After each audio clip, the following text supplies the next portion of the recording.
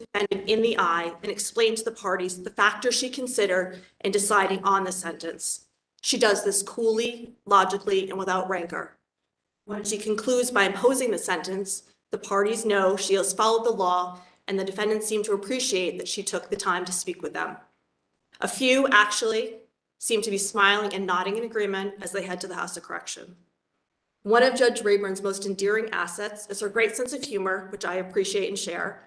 The truth is that while working in the courts, a sense of humor becomes a necessity, a sort of survival mechanism. Now, I'd like to step back from speaking about the Honorable Judge Rayburn and instead speak to you about Katie. She is the woman who leaves her robe at the courthouse each day and heads home to assume her primary role as a single mother raising a son on the autism spectrum. She is a woman who, like an accomplished juggler, balances a judicial career with a career as a mother and is brilliant at both. Even more notable is that she could complain, but she doesn't. Let me tell you about a woman who is a member of the same Peloton cycling group as myself, is awake each morning at 5 a.m. and driven by a fierce, relentless sense of competition, tries to beat me on the bike. She never beats me, but she's the first to congratulate me on a great ride. She's a woman who leaves a stressful day presiding over a myriad of cases to go home, cook dinner, and spend hours helping her son Nathan complete a 3,000-piece Lego set. She's a woman who, after a long week in the courtroom, takes Nathan to New York to see the painting George Washington Cross in the Delaware at the Met because Nathan really loves history. More importantly, she is the same woman who, following weekends like this, appears in court each Monday morning, energetic and determined to bring the same passion to her judicial duties as she does to her maternal duties. I find her extraordinary. Finally, I know I only have a small voice in these proceedings. I know that neither I nor my colleagues have a vote. I can assure you that if we did, we, the people who know Judge Rayburn best, we would be voting in support of her appointment to the Superior Court.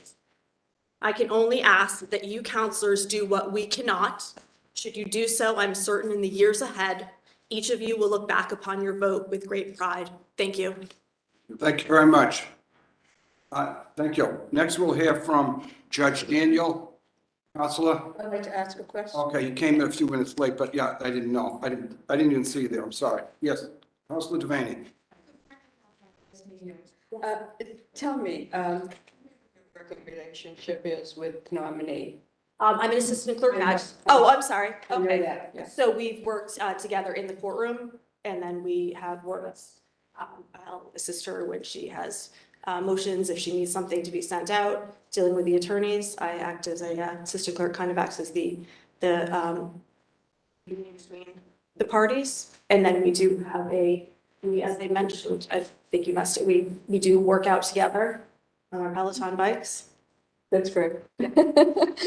You're shaming. But so you so how would you describe her? Give me an adjective that you think she's bringing to the we already know what she's done. Compassion, patience, and besides her knowledge, you know about her knowledge. You'll know that she knows the law. Separate her from other judges. No, I do know that, and I was proud to vote for her the last time. And this is what we like to see: someone elevated to a court that has shown that they. Yes. But you said the magic word, compassion. That's what I was. She has, and that's what the first thing you said. Yeah, no, and she, as I mentioned, unfortunately you missed, but her speak with me, 25 years, that people want to be heard, even in hearings that I conduct. If you give someone the time, even if you find against someone, if you've given them the time to speak and they feel like they've been heard, they're satisfied. And that's what Judge Rayburn. I just wanted to tell you that every clock in the state house is different. Ours is 5 minutes slower than this one, and so I was 2 minutes late. But I'm so glad that you spoke. I want someone that really has worked with her through the years, And I said before, sometimes we have someone as a witness, and I say, "Well, tell me your experience with this." Well, I saw him once in court. Oh, no. That's not it. That's not good. Day in, day out. Right. So that's testimony and so forth. Thank you. Thank you very much. Appreciate the time. Now we'll hear from Judge Daniel O'Malley. Thank you. He's going to sit where you are. Oh, no. Sit, excuse me, Counselor. You can sit over here. Thank you. Would you like to sit here, Counselor, or stand? You can stand or sit there, your choice. Excuse me, Counselor. Thank you. Excuse me, Good morning first. excuse me, Counselor, I'm chairing the hearing, you're chairing the hearing this afternoon. You have two options. You can stand over there. Excuse me. You can stand over there or sit there. Thank you, Counselor. I'll sit down. Thank you. Good morning, everyone. It's my honor and pleasure to appear before this council and to testify on behalf of Judge Rayburn. I met Judge Rayburn in the 2000s when she was Plymouth County ADA Katie Cook. She was quiet but diligent. I make observations of her when she was working. We had cases against each other. We never went to trial, but I just watched how hard she worked and how into the job she was. So when it came time that I needed to hire another associate, one left, and I offered a job to ADA Katie Cook. And she came to work with me, and the first thing I said, I'll only ask you to work half days, 12 hours. So Katie came in and hit the ground running, the work she worked every single day. When I mean every single day, Saturdays, parts of Sundays, would be on the phone talking about cases. She did anything and everything I asked her to do. My practice was quite busy at the time with regard to court appearances. I was in multiple courts every single day and going from trial to trial. And even though I liked to write and I thought I was okay at it, I couldn't do it anymore. So I turned it over to Katie. I said, Katie, you're going to have to write. And at first, her writing was adequate. And it was adequate. And when I told her that it was adequate, I think the expression I got was like I had just kicked her dog. And she didn't even have a dog. But what Katie did is that Katie just became a better writer and a better writer and a better writer, to the point that her writing is fantastic. It got to the point where I never proofed it. I just took it and went off with whatever the memorandum she might have written, the cases that she would give me in support of our position, but also the cases that went the other way, as to which I would have to distinguish. Did a tremendous job as a writer. And she didn't come in as a great writer, but she left as a great writer, and she's still a great writer. The reason I bring that up is because of challenge. I always said about Katie that challenge should be a middle name. Whenever she's challenged, she meets it and then exceeds expectations. Always. It's incredible how she does it. She did everything and anything in my office that I asked her to do. Conferences, she did trials, she did pretty much all the civil. She did, when I have an occasional family law case, which I just wasn't very good at, Katie would take it. She just was my right arm. So 2007. In 2007, I was sick, real sick. I was in the hospital 7 times over 13 months with 4 surgeries. I was a solo practitioner. It was Katie Cook and me. That was it. When I got sick, it was Katie Cook for roughly 13 months. And the only word I can use to describe her performance is incredible. She just put the practice on her back and kept it going, where otherwise it would have gone right down the drain. She did everything. When I kidded about her working 12 hours a day, that was a short day when I was sick. She works every single day and kept all the balls in the air. There was one particular time I'm still not happy about, but I'm proud of how she handled it. What I'm not happy about is this. We had a very high-profile Superior Court case that I was going to try. And Katie conferenced it because I wasn't able to. And the judge was pushing her to settle it or try it and say, well, Dan O'Malley's not available right now. Well, then you're going to have to try it.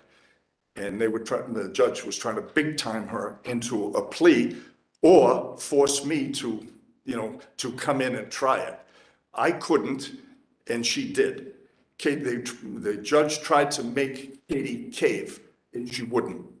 Katie stood tall. She tried the case, again, a serious case, a high-profile case, got a split verdict, just did a tremendous job in the case. Why? Because that was the challenge that was before her. She met the challenge again. Incredible work ethic, energy, and as Kerry DeSanto said too, compassion. And I'll give you another one too. So important when you're a judge. It might sound trivial, but it's not. Common sense. She's lived. She's not full of herself. She's just a regular, down-to-earth person. And fast forward a little bit to when I testified before this body, I think it was 2017, when Katie Rayburn became Judge Rayburn. I can't tell you how many calls I got, because I'll tell my kids, say, Daddy, how come you know everybody? And I said, because I'm old. And I would get calls from other court people where Katie and Judge Rayburn would go in as a judge, from lawyers and from court people, and say, wow, that woman, she is terrific. She's fantastic.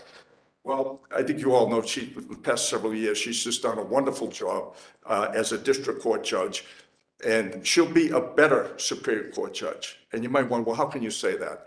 I can say that I get a telephone call from one of the Judicial Nominating Committee commissioners when he was doing his due diligence, and we went over different things. And I told him, I said, she's going to be better in the Superior Court. And he goes, you're not the first one to say that. Because of her love of the law, her knowledge of the law, her ability to write, and her work ethic again. Last thing I'll say with regard to work ethic is this. She won't tell you this, but I'll tell you this. During the pandemic, she worked pretty much every single day in the session, and she was in New Bedford one day. Chief Dawley has a saying about the New Bedford District Court. If a judge can work in the New Bedford District Court, a judge could be a judge anywhere. And I worked there for quite a while too. It's back to that wording. It's a challenging place. Anyways, Katie was in the first session, which is just the house, no clerk. Instead of shutting down the session, she did the session.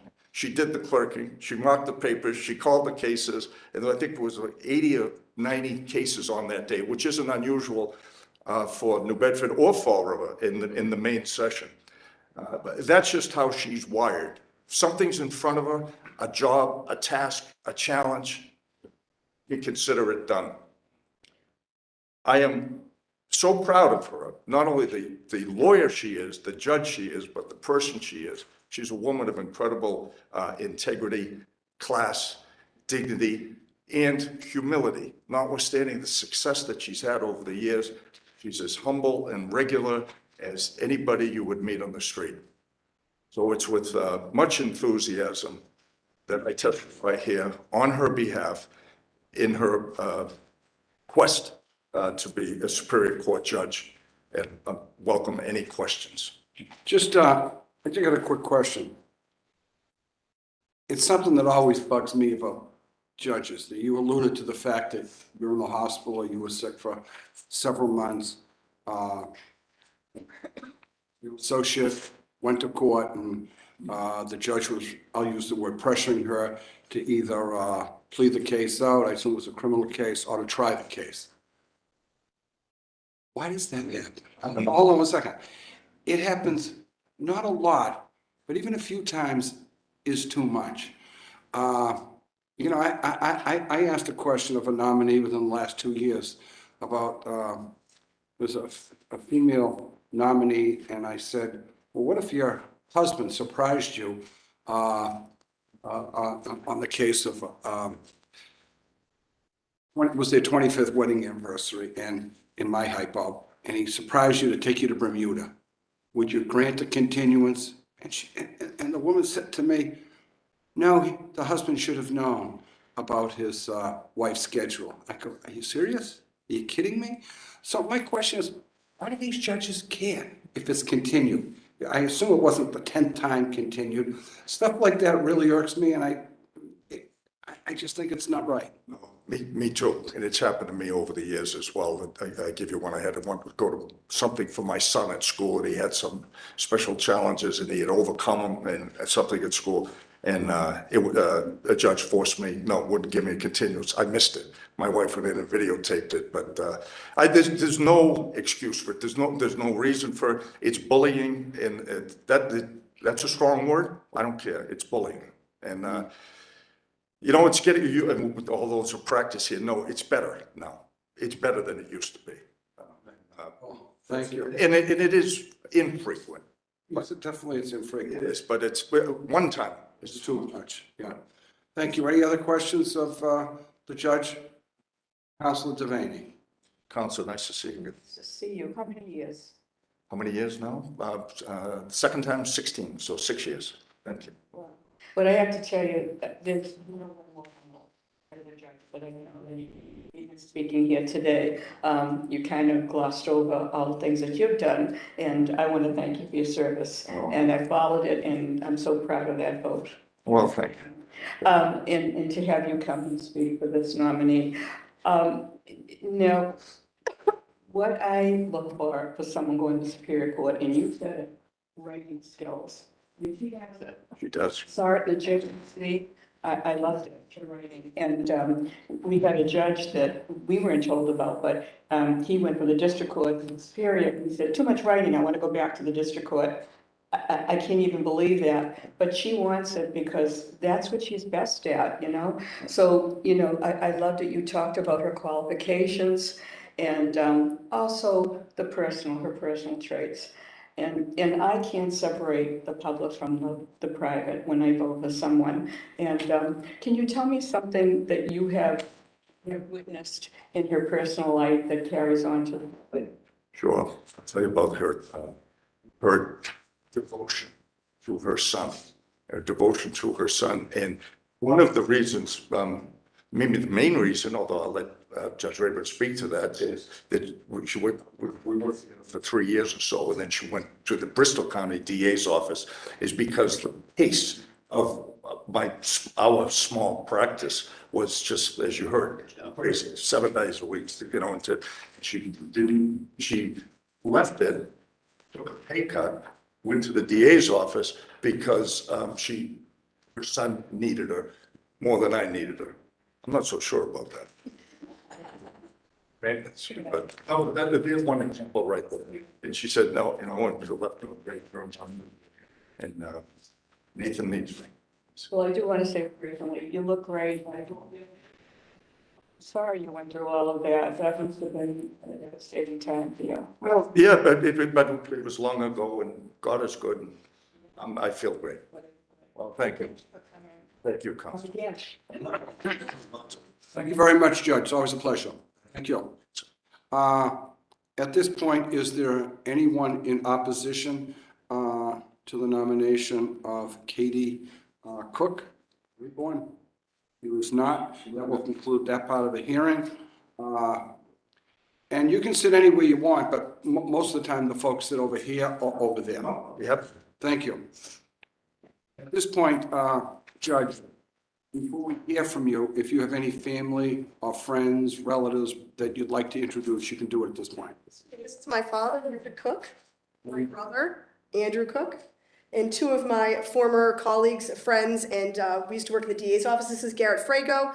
We were longtime DAs together, and now he's an assistant clerk magistrate and does the civil session in Taunton in Superior Court.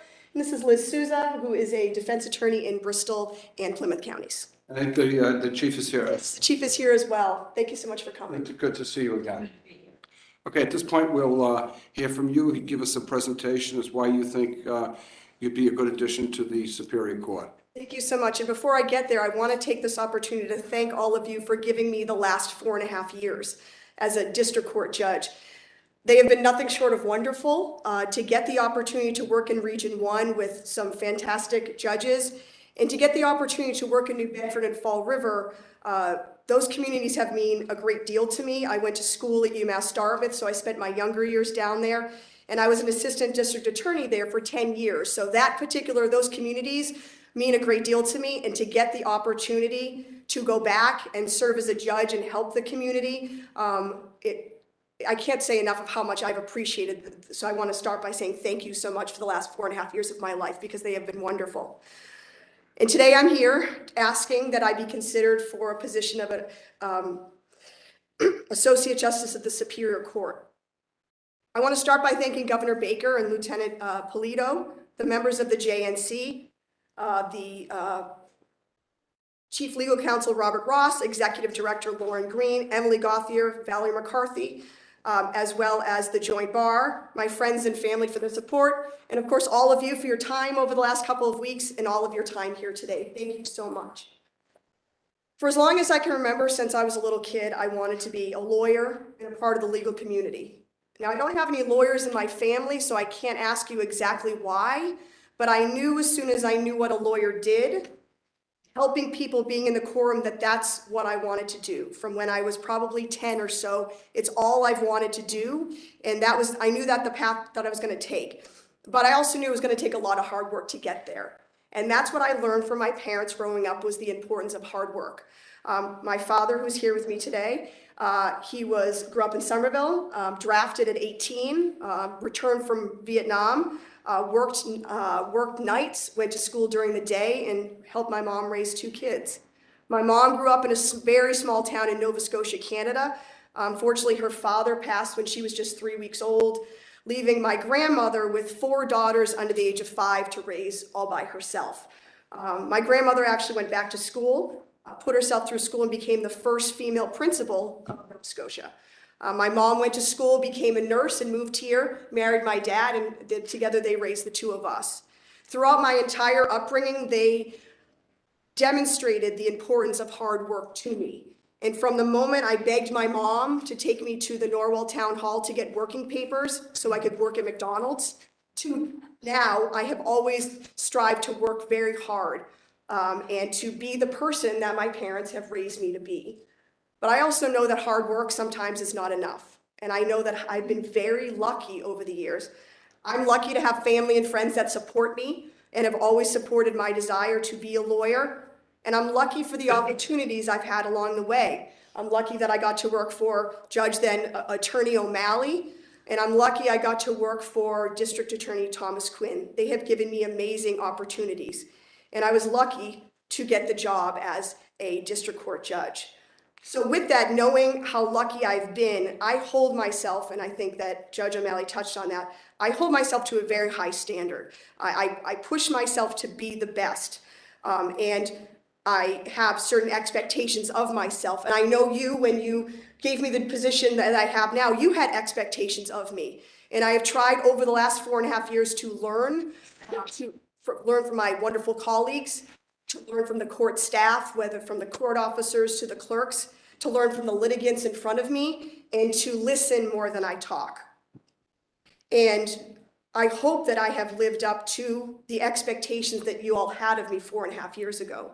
And I want you to know, should you consider me for this position, that while I will strive to continue to improve each day, to continue to grow, to work on my writing skills, to work on my listening skills, and to be the best, because I want you to know that I don't want to just be a good Superior Court judge, I want to be great, because that's what I want, I expect of myself, that's what your expectations are of me, and that's what the people of the Commonwealth of Massachusetts deserve. They deserve to have great judges, and my son deserves to have a mom he can be proud of, and I hope that I can do that. So thank you very much for your time here today. Thank you very much. At this point, we'll hear from Councillor Eileen Duff. Thank you, Mr. Chair. Nice to see you.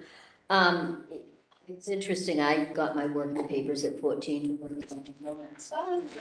My paper.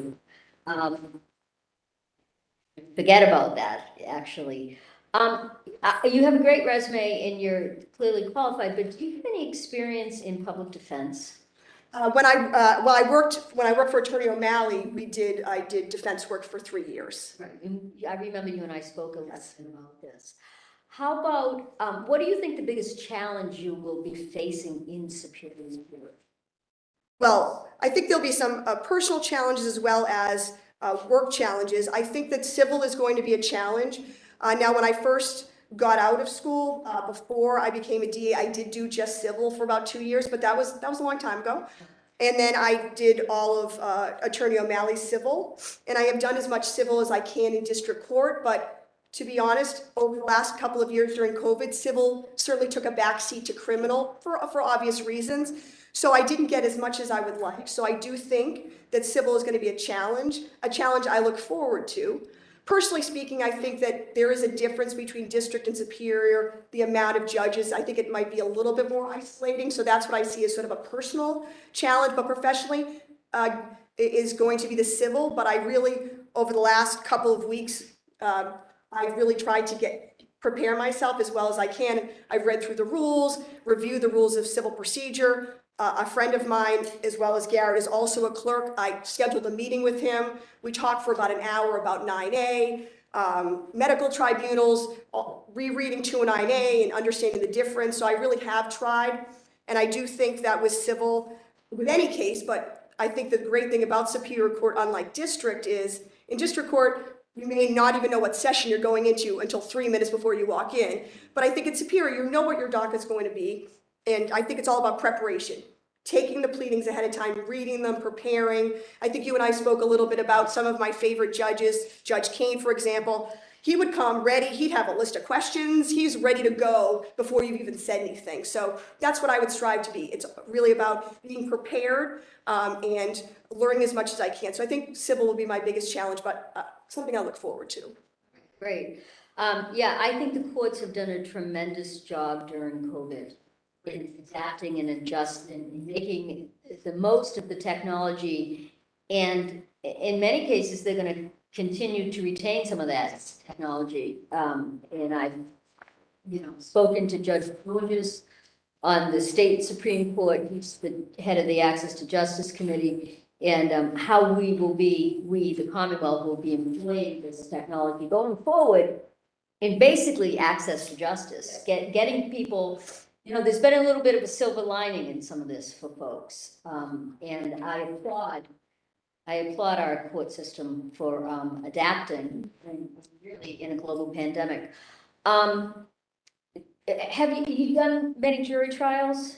As a judge, yes, more than 25, somewhere between 25 and 30, or obviously it would have been more, but COVID, but I would say at least 25. Yeah, that's significant. I ask because jury instructions are very important. Yes. I've sat on I think we may have discussed this, I sat on the jury of a Superior Court civil case, and it was an absolutely fascinating experience. And being in the jury box, Counselor Jubenville has taught me a lot from listening to him as a trial attorney.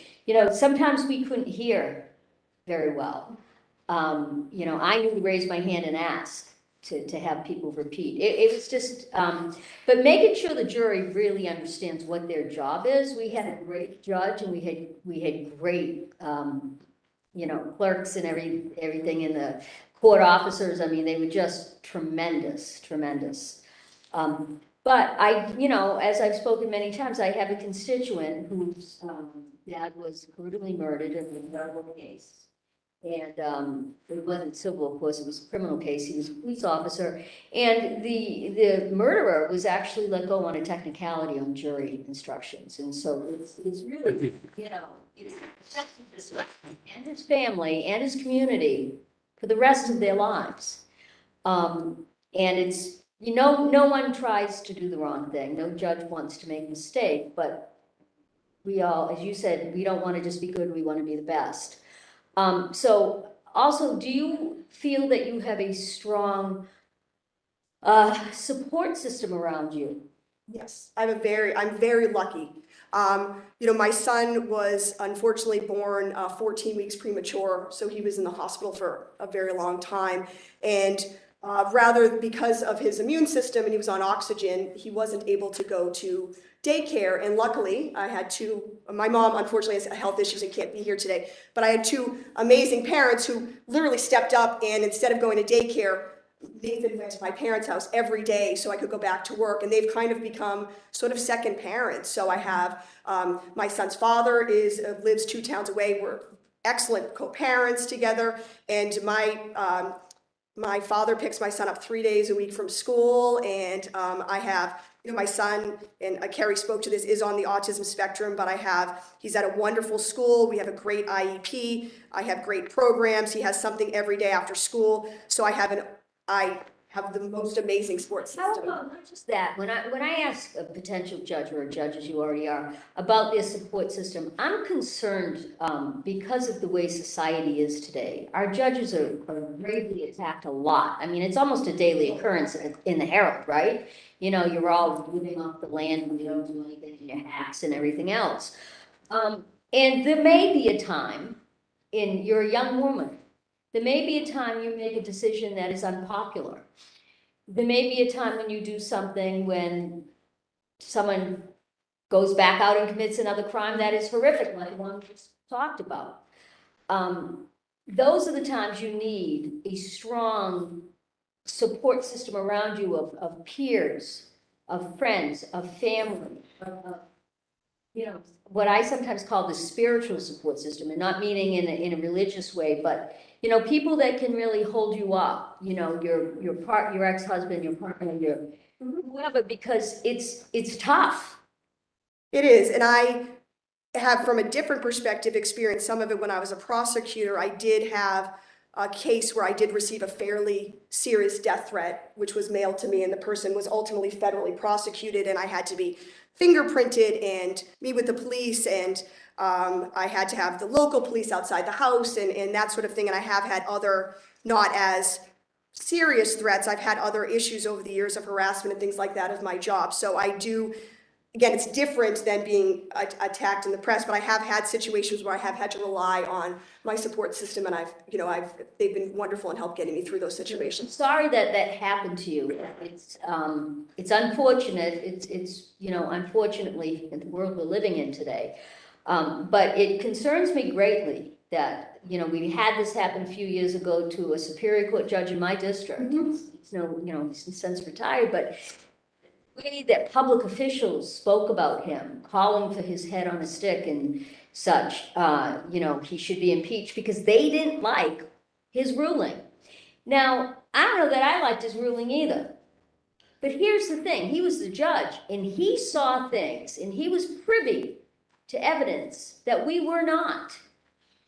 And we must never forget that. Absolutely. Because that is when we start to disintegrate. That's when the separation of powers really gets called into question. And, you know, I don't know why he did what he did. Not me. But the fact of the matter is there's a way to behave. And I think we're on a very slippery slope, especially when public officials you know, join in the chorus of rah-rah. It's nice to pander, you know, to the camera, to the news and everything, but it's really not the best thing for the Constitution and for the public. I don't have any further questions. Thank you for the. Thank you very much. Thank you very much, Chairman. Thank you. Counselor Terry Kennedy. You may be surprised to hear that lawyers talk about judges. Yes, they do. And, you know, Counselor Jubenville and I probably spend the most time in court of anybody in this room, in counselors. And one thing we hear about a lot is when we voted on someone and they're not doing a good job, not treating the lawyers the way they should be treated, or the litigants the way they should be treated. We very rarely hear good things about people that we put on the bench, but we always hear about the bad ones. Surprisingly, you know, since you've gone on, I don't know that I've appeared in front of you. I don't have a memory. So, But surprisingly, I have heard about all good things. I wasn't sure where this was going, so Setup. thank you. Wait a minute, he's next, so. Yeah, that's right. It was a setup. But no, no, and that's unusual, very frankly, especially where you're not in an area that I practice. And I've heard a lot of good things, not just from lawyers that have been before you, but from your colleagues. Thank you. You're very, very well respected by your colleagues. We had a judge in here a few weeks ago that we got calls from some of his colleagues where he wasn't quite respected. by his colleagues, but, you know, it's been nothing but good things. Thank you so much. And I think that speaks volumes about how you're gonna be on the Superior Court. No question, you're a hard worker. And I think that's what judges respect the most, is people who come into a court, roll their sleeves up and help out. Which isn't the case with everybody, as you're aware, I'm sure, without, you don't have to respond to that, because I don't want to get you in trouble with your colleagues, but, Exactly, thank you. you're gonna get a lot of pressure in Superior Court. You're gonna get a lot of pressure from my friend Judge Locke, who I was in the DA's office with a century ago. And you're gonna get a lot of pressure from the Chief Judge, because we have this enormous backlog, especially in Superior Court. I think Suffolk is saying that they're not gonna be able to do many Superior Court trials other than murders for the next 2 years, because there's no backlog. And while you're getting that pressure to move cases and get things going along to try to clean up that backlog, something we all want to happen, but how are you going to handle the situation that Councilor Iannello described when there's some lawyer in the case is 3 years old because of the pandemic? And I've been in court where judges are looking at me saying, hey, this case is over 2 years old. We got to move this. Very recently. Well, 3 years old because of the pandemic. It's not my fault. It probably would have been anyway, but that's a different issue. But the point is that, you know, you're going to get a lot of pressure to move cases. You're going to see serious cases that you prosecuted, like rape cases and murders and everything else. Obviously, murders you have to be very careful of because of the stakes. But how are you going to handle the pressure of them telling you we have to move these cases and the litigants saying for one reason or other, we can't do this yet? Whether it's a vacation, whether it's someone being sick, whether it's they're having trouble getting an expert witness in there, whatever it is, whether they just need more time to prepare. I think it's a balance. I do think that one thing judges have to do is trust the lawyers that are in front of them. I do, and obviously, no one likes it when cases get old, but one of the things that I enjoyed when I was in Superior Court as a Bristol district attorney is that most of the judges understood that each case has its own sort of natural progression. And the lawyers understand that now it's ready to be tried. I think that if you trust the lawyers that are in front of you and you trust their experience, then if they're telling you they're not ready or another reason, then you have to trust that you cannot push them to go to trial, that it's not ready. And with the backlog, if that one's not ready to go, there's going to be another case that is. So I think that as a judge, and having been a DA and a defense attorney, but working in Superior Court for a long time, you have to trust the lawyers that are in front of you. Okay, but you're sitting there in the Superior Court when you say there's another case that's going to go. You cleared the docket for a week for this case. That's a 5-day, 6-day trial, whatever it is, a drug trafficking case, rape case, whatever it is. You cleared your docket. Everything else is pushed off sometimes for months and months and months. And the lawyer shows up and says, I can't do it. It gives you whatever reason. How do you handle it? It's not ready, I can't, I'm essentially I'm working in an appeal. If I force a lawyer to go to trial is telling me on the record not ready, then, and that's a problem, you know, going to run into, then I'm basically guaranteeing an appeal. So to force someone to go might be futile at that point. It's frustrating. I've cleared the docket for a week. You know that all your future colleagues don't agree with that and would push them, even today. You respect what Judge O'Malley said, but there are some lawyers there's some judges that will still push you to go, whether you're not. If it's a lawyer that's consistently saying, I'm not ready, and that's what I know, then that's different. But if it's a lawyer that I know You know, generally, when you have people in Superior Court handling serious cases, they're not people that are there fooling around. Exactly. And I need to trust that they're usually ready and there's a good reason. So I think it'd be frustrating, obviously, that I've cleared the docket for a week and probably would hopefully call in some pleas or a motion to suppress or something to fill the day. But to force someone to go to trial when they're not ready is just fraught with peril, I guess would be my. I obviously encouraged you early on to apply for this because I think that you're somebody that the Superior Court needs. You know, we need somebody who's really smart, that's experienced like yourself, and we need women in Superior Court, which I said to you when we spoke on the phone. And I hope the Chief Justice appreciates that I've been trying to put some women onto the Superior Court. But not just women for the sake of women, but very smart people who will be able to do the job, and you certainly fit that bill. Thank you so much. For you next week. Thank you. Excited about voting for you. Thank you very much.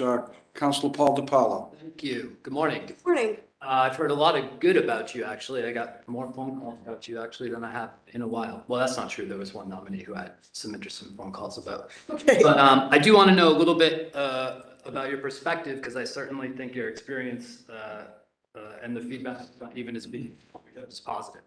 So I have a concern, that I'm not the only one, that we want to have a balance on the bench between prosecutorial and defense experience. You do have both. And interestingly, you started in a DA's office, you did some criminal defense, and you went back to a DA's office. Yes. So I'm wondering, and am I correct that you didn't do any defense work prior to your initial DA? I actually did. I was actually a 303 certified lawyer, and I did a public defender's clinical, and I was in Somerville District. I'm sorry, I did see that. So being on the defense side in between those two tenures, did that impact your perspective at all, or did that kind of add nuance to your perspective? It completely changed my perspective about many things. I would love to hear some. Starting from the small things about continuances or when lawyers would show up. When I was a young DA, and I was 25, 26, 27, fresh out of school, and, you know, probably didn't know much about anything, right? I don't know too much about the court system, and lawyers would show up late and I would get frustrated. And then when I worked for Attorney O'Malley, he's not kidding about the 12-hour days. Some days I would be in 4 courts, which meant I was always late to 3 of them, right? So I'd call, but I tried to go to the court where I knew I was I'd most likely get in trouble if I didn't show up on time. So I tried to, manage it. Then when I went back to the DA's office, like, well, why do I care when they show up? I'm here all day anyway, and they might be very busy and they're trying to make money. So that kind of thing. Other things that probably aren't relative right now because they've changed, but back a long time ago, a lot of cases had license loss attached to them. Many cases, drug cases that don't anymore, but I remember not thinking when I was a young DA about the collateral consequences of a license loss, because I guess I just wasn't thinking that. I was just trying to get my feet under me. And then when I worked for Dan and realized, okay, well, this is a guilty, guy can't work for 6 months. That's a big deal. So when I went back as an ADA, I really tried to factor those smaller collateral consequences became much more important when I got back. Sure. Also, I was a DA, thank you so much, a DA in, I apologize so much, Paulin, today. When I was a DA, the first time I was in busy Brockton Court, and it was so busy, and defendants were a name on a file, and I say this because I was young and I was slightly embarrassed to say, but there were defendants I dealt with who I never really made eye contact with because I was so busy. And I realized going back after being a defense attorney, they're human beings, and I should look at who I'm prosecuting and try to understand them more as a person. Life's all about perspective, and my perspective changed a lot. I learned a lot from working for him, and I think it made me a better prosecutor. I hope it did. It seems to me all the young ADAs worked pretty hard and paid very little relative to the work, right? Yes. And I would say that's probably not good for the defendants who are coming before the courts. It's hard. Part on the anecdote you just shared. It is hard, and I'm sure I'm not the only one. I worked second jobs the whole time because I was making I worked at a retail store. I'd finish being a DA, and then I'd go and sell clothes for 5 hours, and I'd come back, and it's not easy. They worked hard, and some of them, they're so young, the life experience isn't there, and it's probably not the best situation, but that's sort of how it's always been. Young, not making a lot of money, working hard. When I think about the collateral consequences you talked about, in your application, you talked about the balance between punishment and rehabilitation and deterrence. Yes. So I'm wondering, and I'd like to know your perspective on kind of the deterrence and punishment factors. So like losing your license as a simple thing, but determining a sentence as a more perhaps impactful thing. Yes. Do those have deterrent qualities to them? Like if I get a year longer sentence, is that further deter me from future crime in your opinion? It depends on the person. I think that it may. I do think that collateral consequences can serve as a great deterrence. I do think for people who have a job and either license or have kids that license loss can be a very good deterrent. I think that a suspended sentence can be a good deterrent.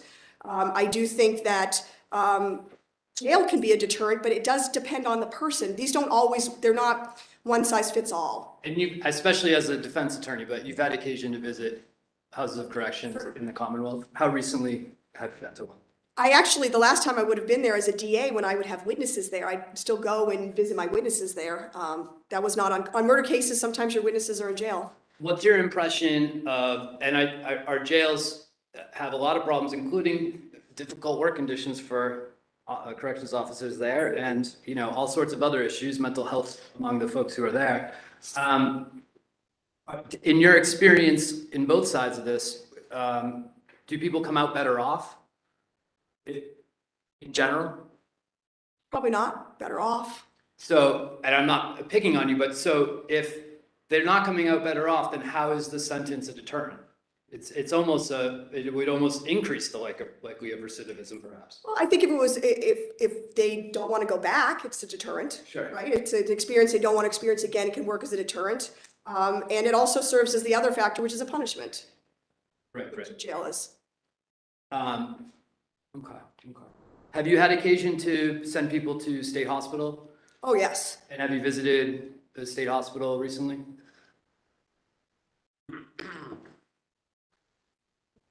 Not a state hospital, no. I certainly have been to, when I've done 7 and 8s, I've gone to the locations, but I haven't been to, when I was training, I went to Worcester Recovery Center.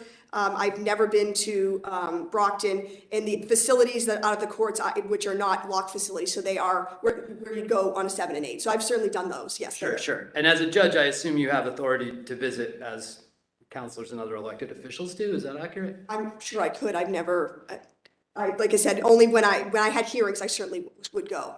In the next couple of years, would you visit some of the places that are most commonly being, you know, your defendants are being impacted by or sent to?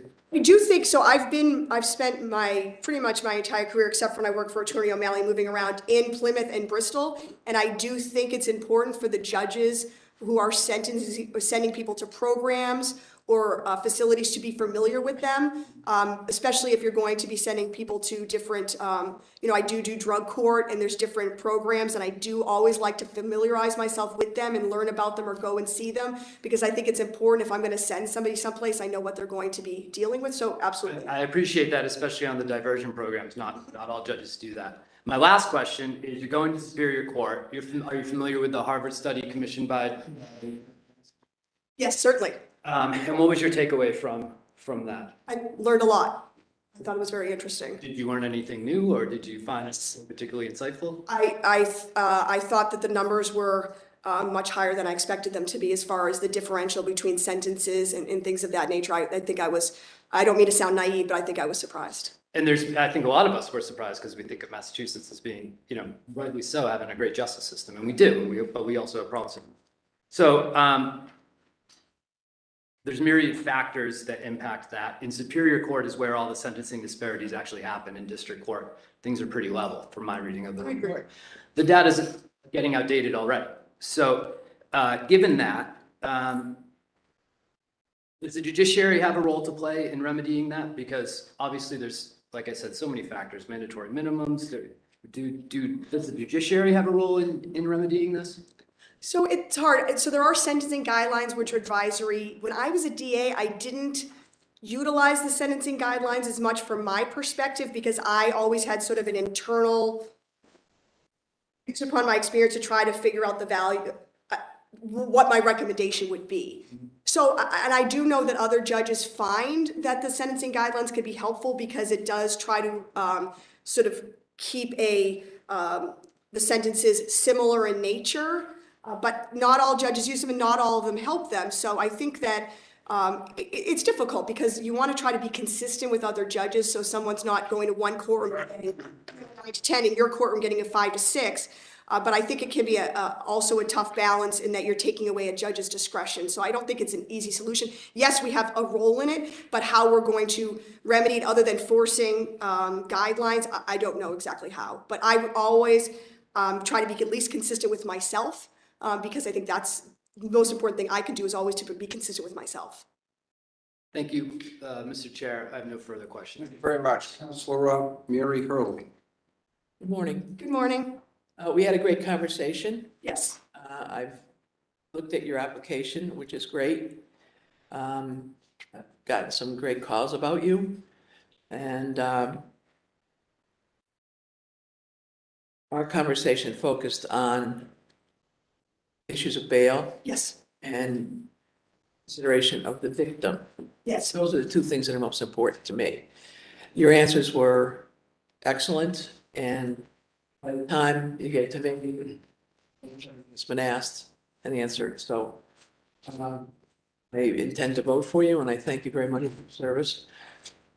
I do think you're going to find the difference between Superior Court and District Court to be overwhelming at the beginning.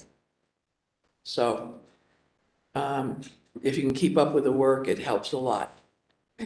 Thank you so much. You bet. Take care. Thank you. Counselor Joe Ferrara. Thank you, Mr. Chairman.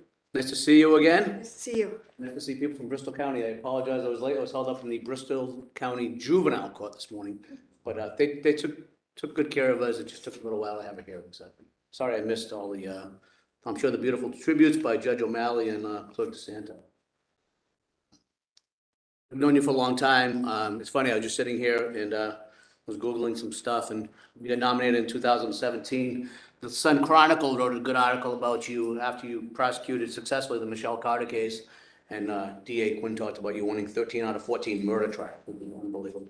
Thank you. I've seen you in action. I've seen you down in Wareham. I've seen you in New Bedford. I've seen you in Fall River. You have the admiration and respect of people that I know, that I learn from and admire. You're going to make an excellent Superior Court judge. I was a Superior Court law clerk 150 years ago, 1992, so 30 years ago. I think the Superior Court's a great court, as well as the District Court. I think you take a lot more work home with you, from what I understand. So God bless you that you want to do that. You're going to make a great judge, and thank you for all your service to the Commonwealth. Thank you so much. Thank you. Counselor Robert Juvenile. Thank you. Thank you. Good morning. How are you? Just to follow up on Paulo's mention of the study done at Harvard. The bottom line for the conclusion as to why there was the discrepancies in punishment and sentencing inmates, with just one word, racism. It struck me that all of the things they talked about, from the way the charges come down from the DA's office, whether or not somebody's case stays in the district court or they're indicted, whether or not somebody is sentenced harsher as a minority, all of those aspects that they pointed out have been in our system for many, many years. And of course, the disparate number of minorities per population incarcerated in the community is a big item that they spoke about. The way people get into our jails is by judges. Yes. So I know, I don't have to ask you this, I know what your response would be. You're going to be sitting now in a court where, unlike district court, where most people get probation programs, a percentage, I don't know what it is, end up going to the House of Correction, but that's usually a small percentage. So you're going to the Superior Court now where the charges usually are much greater. And the fallout from a trial or a plea of guilty is, in a lot of cases, incarceration. How are you going to handle the built-in racism in this system that we see every day? And in my time of practicing, never even thought about it before that study. It never even occurred to me that this was this way to that extent. No, it's interesting because I was thinking back to times when, and I know you were in Brockton District Court a lot back in the early 2000s, and we had the school zone measurement. In Brockton, every place was in a school zone. So everybody, we didn't break them down. Everybody was doing 2 in a day.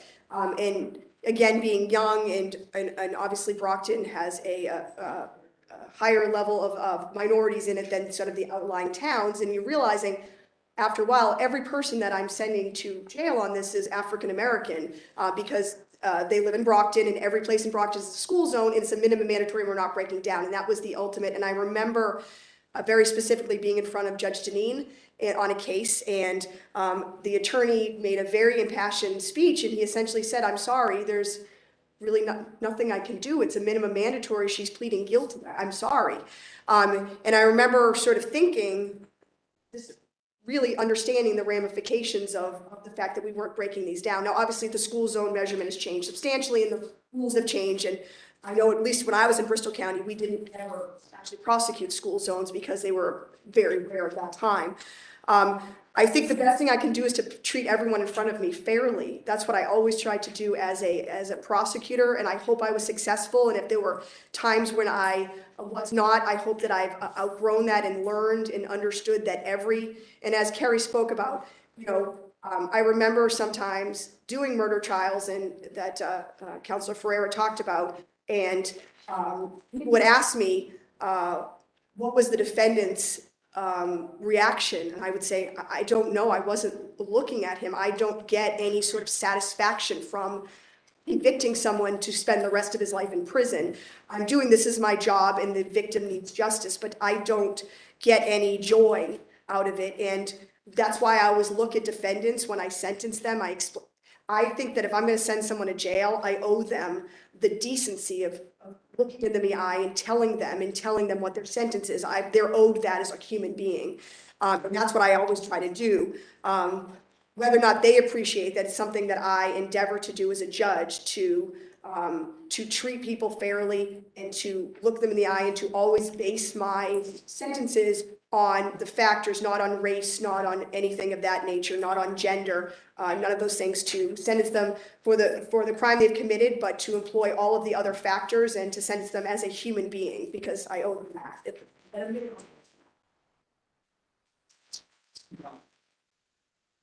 When you get to the Superior Court and you have people coming before you, it seems to me that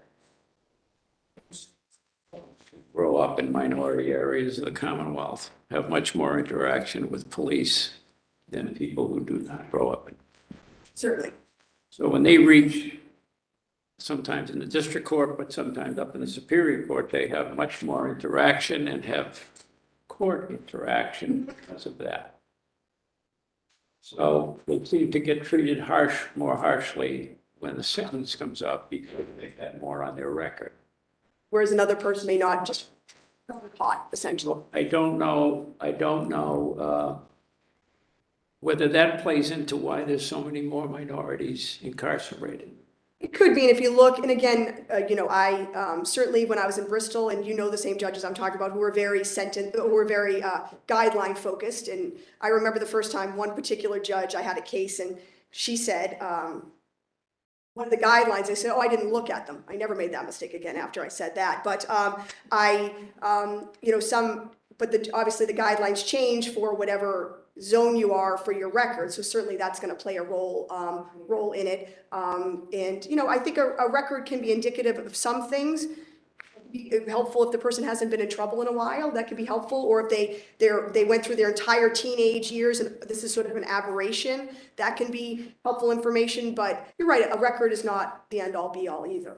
You should sentence somebody, certainly. Well, I was always under the impression that when you made a mistake and you went to our court system and you got punished, whatever it was, you successfully completed your punishment.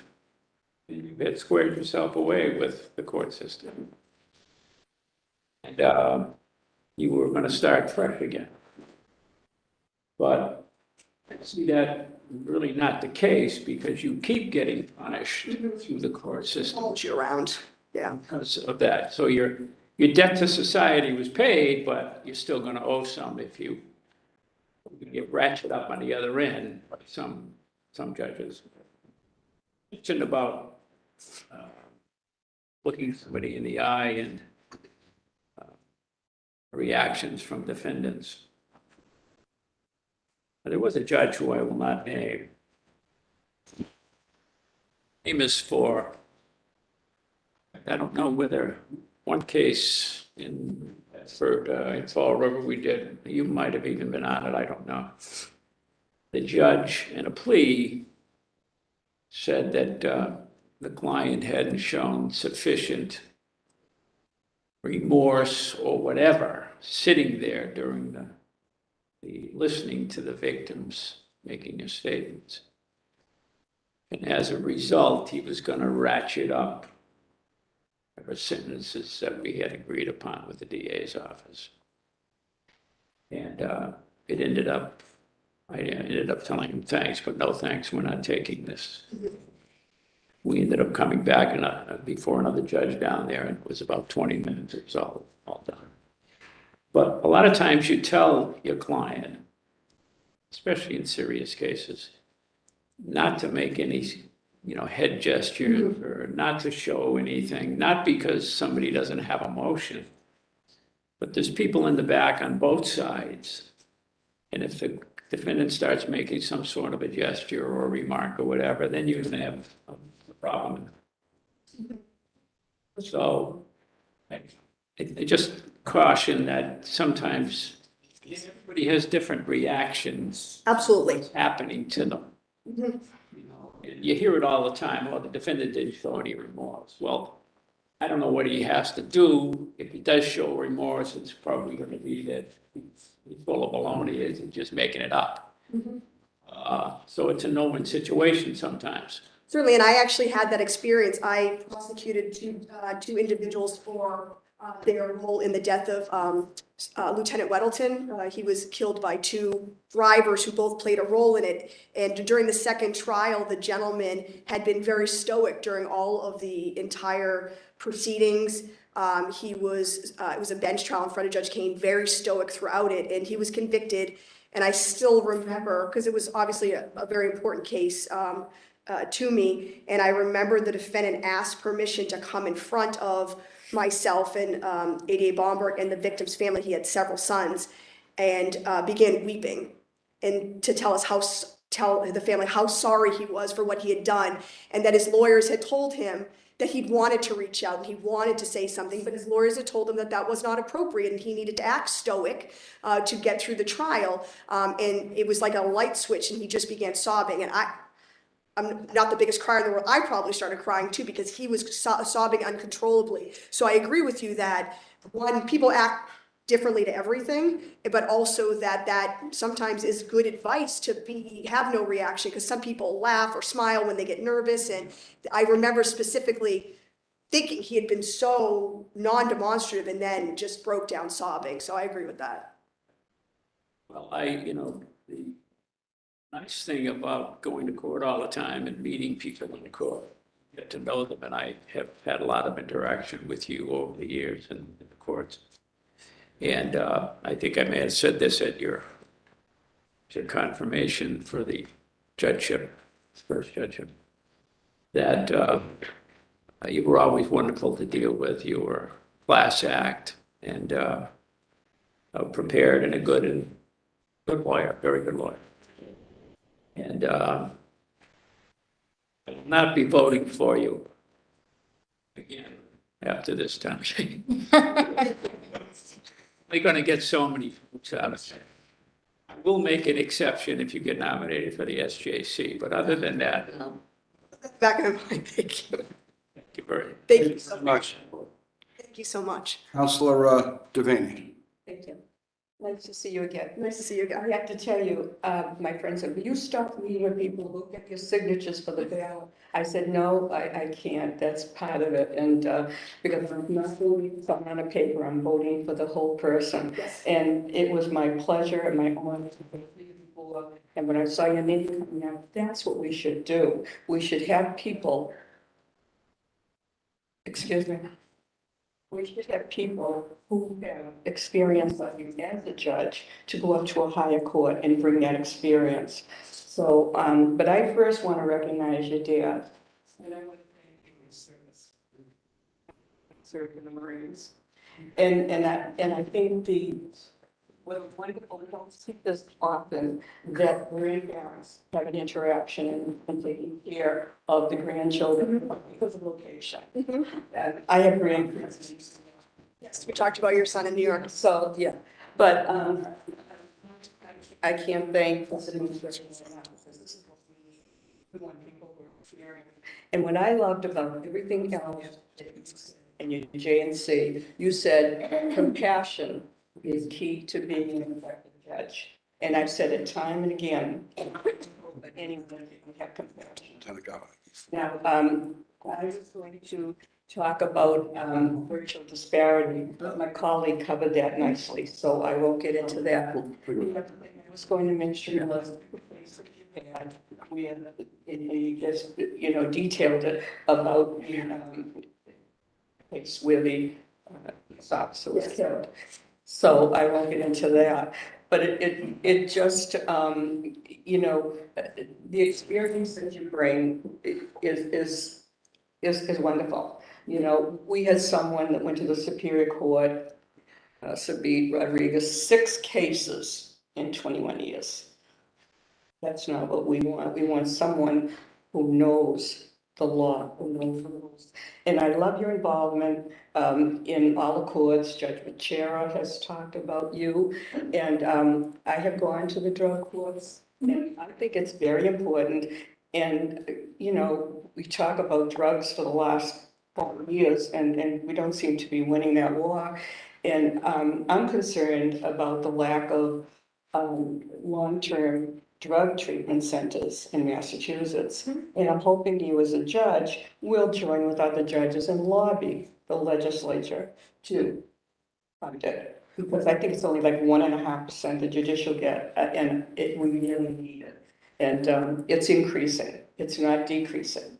I do think the drug courts can be very successful. Judge Darbro, who's in charge of the drug court down in New Bedford, he ran some statistics that he was talking to me about a couple weeks ago, and he had 32 or 33 recent graduates, and when he ran the records, 31 out of the 32 had no additional court involvement since they finished drug court, which is a very high success rate. So I do think they can be very helpful. Right, no, I think it's very important, and I saw it firsthand. I saw the graduation, I saw these men and women drug addicted. It's nice to watch. And I sat in the back and cried. It was so beautiful that they turned their lives around. So, we talk about the mandatory minimums. I'm so opposed to that. I really believe the judges should have discretion. And I don't know, you could tell me if that's changed at all, but we had someone for a pardon here many years ago. He was 57 years old, and he got caught in that school zone law. He was 17. He was on his way to school, and he was stopped by a 21-year-old friend. Okay. And he asked him, this young fellow, if he would sell 5 bags of marijuana for $25 each. Naive, good kid, good student, good son. In the school, he sold 1 bag. Then when he approached another student, that student went to the principal and told. And so I believe at first it was 5 years, and it was reduced to 2 years. He made a mistake, and this was fallible. He wanted to plead his friend. And when he came before us, tears came in my eyes. Here's me, and it was life. He's had a lot of health problems. He had cancer, he had his leg removed. He married, he had children, and he's been involved in his community. And now he's out of a job because he was fortunate when he first got out of prison that he got a job as a janitor in a school, but now it's closed. So I thought, what is the chance? So he's got a patent. What's the chance of this man getting a job at that age with that baggage? And it really bothered me because it ruined his whole life. His graduation, his sports, maybe he would have got a scholarship to go to college, all of that. And so this hasn't changed at all? I mean, do you have any discretion? Well, the scenario you described certainly has changed because of the changes in the marijuana law, and the, back when he was prosecuted, 17 was an adult, now it's 18. So he would have been prosecuted for that in juvenile court, and certainly could have ended up with probation, and it would have been his juvenile record. So in the situation scenario now, as far as minimum mandatories, we don't have a lot of, we, judge really have no discretion, but I can tell you, in Bristol County, and I know I'm a little biased because I used to be a DA there, but I have seen that the DA's office is very amenable, if the situation appropriate, to breaking down the case from trafficking to intent to distribute, taking it out of the minimum mandatory sentence. So I do see a lot of that. I can't speak to as much in Plymouth County because I really was only there during the pandemic, and we were just dealing with the day-to-day of the pandemic. But I do know that Bristol County, again, I'm a little biased. I worked for Tom Quinn for 10 years, but I do think he's a very, he really tries to not ruin a 17-year-old's life. That's not something he would ever want to do. So I do think that a lot of the DA's offices are, if it's appropriate, to break down the case out of the minimum mandatory type charging. And I also think that in that county, they take a lot of great care in their charging decisions before the indictment, before it goes to the grand jury, to try to make sure that it's appropriate and not just 17-year-old, you know, and then. I'm very glad to hear that. It was quite different this time going through the JNC. I think it was almost 2 years before you got through. So Yes, last time it was a Really? long, it's been a shorter process. thank you so much for applying, because we need your experience. We don't need someone with, 6 cases going to Superior Court. That is so egregious. And I can't support that. And we want to clone you. We want people like you to be on the Superior Court. And what I liked about you when we talked, you felt that you could do more in the Superior Court because there'd be more complex cases that you could see. But you've had a wonderful experience with judges and everything through the years. Now, your writings, and that's what the judge said about you. That's what really impressed me, because you have to love to write. Yes. When you're on the Superior Court. And we had a judge that went back to district court because he didn't like all of the writing. And you have that ability. I saw that when you first came before us, and I said, why didn't you do this? So tell me about that writing that you put. Well, first of all, we did discuss in length about the two men, and that was tragic. Now tell me about your the writing that you put in about the break-in and. Oh, right. That was a really interesting case that I had. I was really lucky. I had just become a judge, and it was a pretty complicated, from a judge's perspective, fun, interesting evidentiary hearing involving a lot of different. It was a house break, but the homeowner wasn't home. She was watching it on like a Ring camera, and so she called the police, and then there was a chase. So it had sort of it was almost like a law. Like a bar exam question. So there was a entry into the house, and then there was a stop, and there was a search, and then there was a search of the car. And it just I was very excited as a newer judge to get it, because I'm thinking I can really, sink my teeth into that one. So that was a longer sample, because I remember I was newer and didn't have as much of a backlog. And I remember sitting down, I spent days really writing and pulling out my favorite book in the world, the Red Suppression book, and really taking my time. So that was an enjoyable one to do. Yeah. I look at your experience and I say, wonderful experience. The council voted a few months ago, 40-year-old white guy to go to Worcester District Court, which is criminal, and he has no experience. He was one of 13 assistant solicitors in a city hall. That was his biggest job. So we really need you. I'd like to ask you, because I know when I met with you, how many, over 300? So if you were to combine my trials as a lawyer and as a judge, I would say around 350 would be my best estimate. Somewhere between 325 and 350, definitely. Cases, tens of thousands. They sent someone with 6. Yeah, So tens, if not. I know what it means to me to have you in the Superior Court, and we need more of you. And if we can get that message to the governor, We don't want someone learning on the job, and you have such experience, and I saw that in you when I first saw you. And it was such a pleasure meeting you again, and everything was so fast. We had so many in one day, and that you accommodated me to meet with me, and I'm grateful for that. It was really nice to catch up with you, and your son is 12 now. He's 12 now, I know, it's amazing. So, the thing is, you know, when you think of your experience, and it's more criminal, how do you think that benefits us to have you on the Superior Court? Well, I think that it's, you know, it would be very difficult probably to find the unicorn, someone who has a lot of criminal and a lot of civil experience. I think that's probably a hard person to find. So I do think, you have some civil. I do think that you're always going to, generally speaking, and you guys know better than I do because this is what you do, but you're going to find someone who's heavier in one side or the other. So I think I bring a strong criminal background. I have done a lot of murder trials. I've done a lot of sexual assault trials. I've done a drug case, a little bit of everything. But I do have some civil background, but I do really know the law. I really pride myself in knowing the rules of evidence. I really enjoy reading case law. In the morning when we get the emails, I like to get up and I read what just came down. And I love talking to my colleagues. Judge Sorrenti and I often will have conversations about the case that just came down and, regarding our different views of it. And I do really like staying up on the law, whether it's civil, whether it's criminal. So I think that I can bring that strong background. But I hope that my strong criminal background means that they can just put me in a criminal session and be ready just to go with whatever comes in front of me.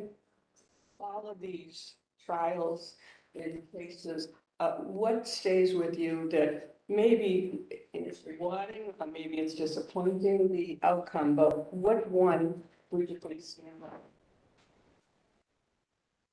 I think probably my very first murder trial I did because of the circumstances, a little bit of everything. One, it was my first, so I was terrified would be probably the best word to describe how I was feeling. My son was actually still in the NICU. He was finishing up his stay. He was there for about 100 days, and I couldn't move the trial for a number of reasons regarding witness availability. So I was waking up every morning just as I had for the 90 so days, visiting my son in the NICU at 5 o'clock in the morning, driving to court, putting on my case, driving back to the NICU, seeing my son, and then preparing for the next day. It was a complicated case involving, there was a lot of DNA, which was new to me, which I loved to learn about. There was fingerprint evidence, which was newer to me because it was sort of a newer science when I first was a DA before that. And it was a guilty on all three theories of first degree. And the victim was he was a nice young man, 18 years old. He was brutally killed on Christmas Eve. A huge loss to his family. So I think that probably was most rewarding because personally, and then the day after the guilty verdict, my son came home from the hospital. So, and I took a whole bunch of time off from maternity leave. So I think as far as personally and professionally, that case probably means to me. Well, I didn't say this to you when I met twice with you.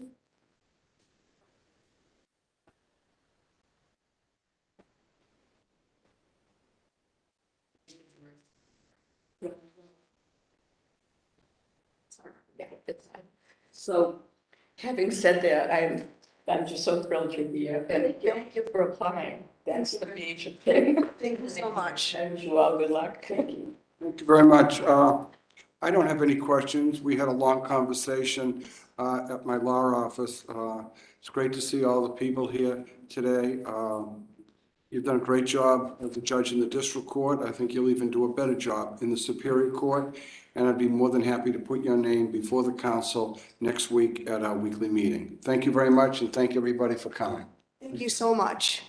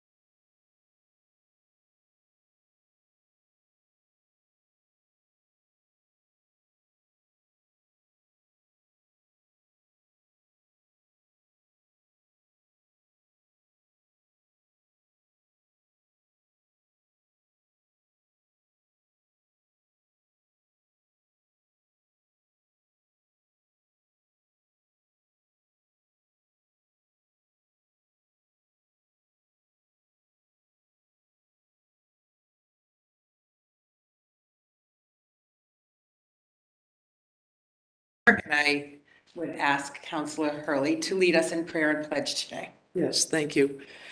I would offer a prayer of hope and consolation for all of the victims in Ukraine and for the speedy downfall of the second Hitler.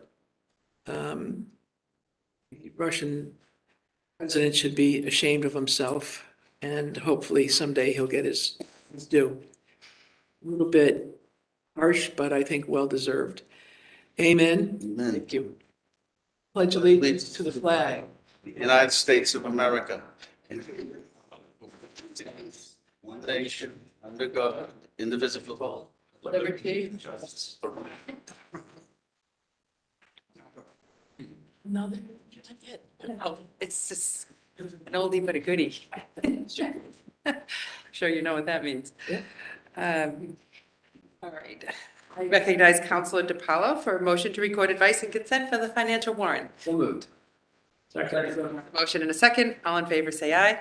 I recognize Counselor Kennedy for a motion to record advice and consent for the pending list of notaries, public, and justices of the. So moved, Governor. Second. Motion and a second. All in favor, say aye. Aye. Counselor Jubinville. Looking for a motion to record advice and consent for the appointment of Joseph M. Griffin Jr. to the position of Associate Justice of the Boston Municipal Court. So moved. Second. There's a motion and a second. Counselor Devaney. No, I just want to thank you and the administration for presenting Joseph Griffin. He is so qualified and he has everything I look for, especially the humility. He has high profile cases that we've all read about in the paper, and I won't go through all of that. He is highly qualified.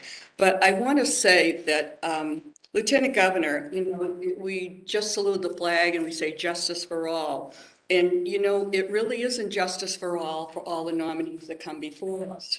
That particular day when Attorney Griffin came before us, we had another hearing for Judge D'Angelo. And with this nominee, Joseph Griffin, I was very happy. This room was filled. In fact, people were sharing a chair. That's how filled it was, okay? Everyone was here, his family, his friends, his relatives, supporters. Now, it was not justice for Judge D'Angelo. He was instructed, do not bring anybody. You come alone. This chamber was empty. He could not bring his wife. He could not bring his 6 children. Point of information, is this relevant to the nomination? It's personal privilege. We do this. Personal privilege. And we have a motion and a second relative to the matter before. And I know judges would have filled this, and attorneys would have filled this room. It was an inquisition. There was no questions asked of what he's been doing for 16 years. Only Counsel Ferreira asked question. But I'm just saying, let's be fair to everyone. No one should be, I never thought I would serve where counsel would make a nominee cry. He cried, and I cried. No one should be treated like that. Everyone should be treated equally. They should be able to bring their family, their friends, their supporters. And I know Judge Green wanted to come and all those judges, and he couldn't wait to get him on the appeals court. It was a wonderful nomination. And I'll tell you, Judge Dolly was devastated when he left here. And I just want to say, let's be civil, let's be fair, let's treat everyone the same, whether it's a friend of the council or whether it's anyone. And I'm just making that statement. It wasn't fair that that man sat alone in an empty chamber. And your point is made. Thank you. Yes, Counselor Jubinville. Well, first of all, D'Angelo wasn't on with Griffin. That was back a few weeks ago. Already heard from the counselor from Watertown get up and say the exact same speech, I think 2 weeks ago. Make sure that the press is here when she makes it. And she got it all wrong, first of all. Judge Dolly was not upset at all.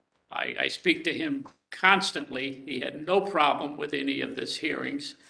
And second of all, it is up to the counselor chairing the meeting to decide on the procedures that are going to be taken. As I said the last time the counselor from Watertown brought this up, this was a contentious hearing. We all knew it was going to be contentious. So I said to him, I would not bring your wife if I was you because you're going to be asked some hard questions and she might be embarrassed. I said, you can come in and you can bring your witnesses and we can have the hearing. There was an indication that there was going to be 9 or 10 judges brought in here. As I said the last time that she brought this up, that was a very bad idea. It was being used for a purpose that it shouldn't have been used for. And I explained that to the nominee.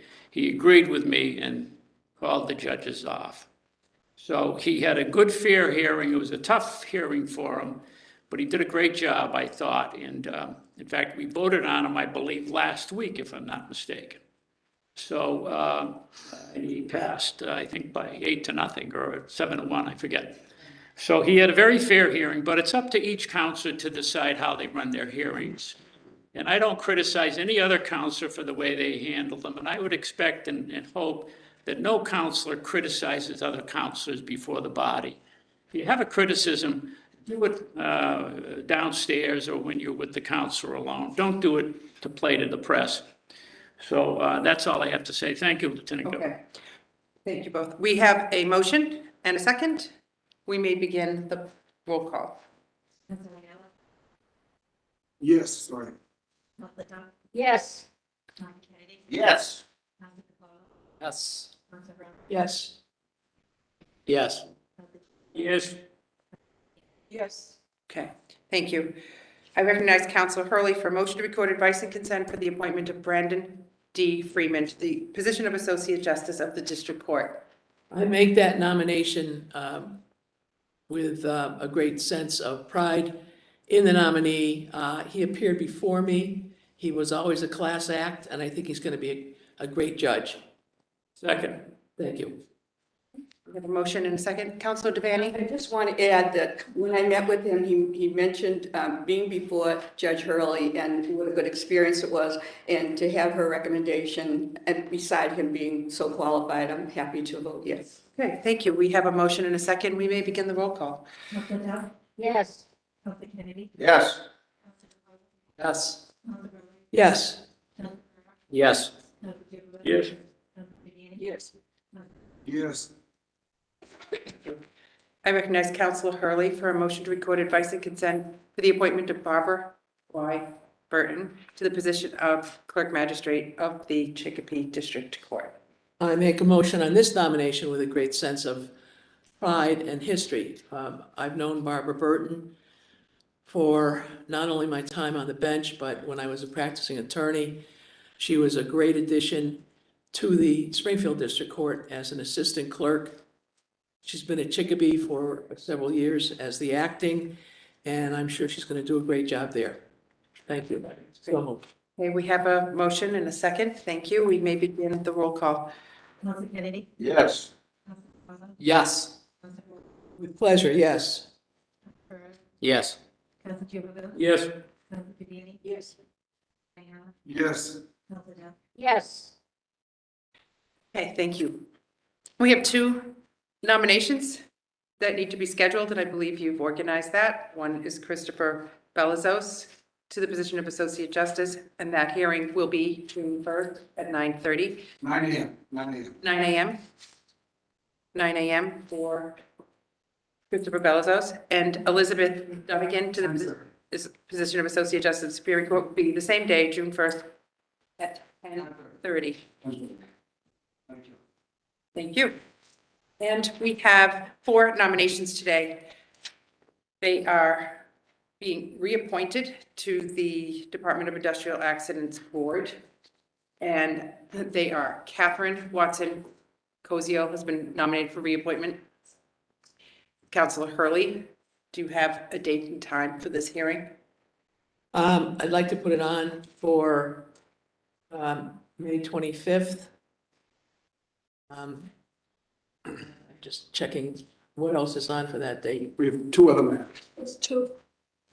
So you do the afternoon. We have one at 11:30 and the other one at 10:30. 10:30 and 11:30. It's the 25th.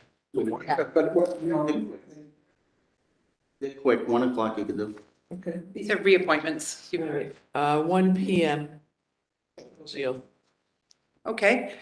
John J. Bennett III, he's also been nominated for reappointment, and that's in your jurisdiction, Councilor Jubinville. Why don't we do that next week at 1:30? Are you doing yours at 1? Yeah. 1:30. On May 25th at 1:30, okay? Karen A. Fitzgerald, let me just finish with I'm not sure. there are 4 nominations that we're discussing, and these are reappointments. They are currently serving on the board of the industrial accident, and they have been part of this process before. Karen A. Fitzgerald has been nominated, and that also falls in your jurisdiction, Councilor Jubinville. Okay, that will be at 2 PM. And Dennis M. Maher, Councilor DiPaolo, is within your jurisdiction We will do that on May 25 at 2:30. at 2:30. Okay. All right. We've got nominations. We have the schedule, May 25th and June 1st. That concludes our business today. Thank you.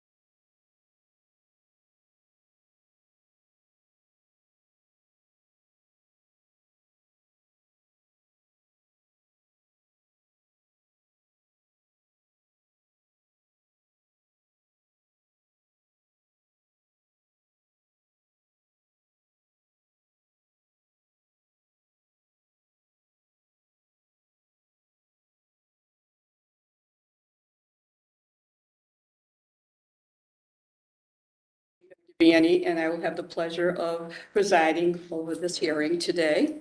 And first of all, I just want to have a little ground rules first. I'm going to ask everyone to put their cell phones away. That means counselors too. It doesn't work, but I try every time. The other thing is, if anyone is going to speak, would you stand now and take the pledge? Swear to tell the truth, the whole truth, and nothing but the truth, so help you God. I do. Thank you very much. So, welcome, Judge Ellis. Nice to have you back. You belong. I will start with, first of all, reading a letter from the governor. And the governor reads, "Dear counselors, I am pleased to nominate Sarah Weyland Ellis to the position of Associate Justice of the Superior Court.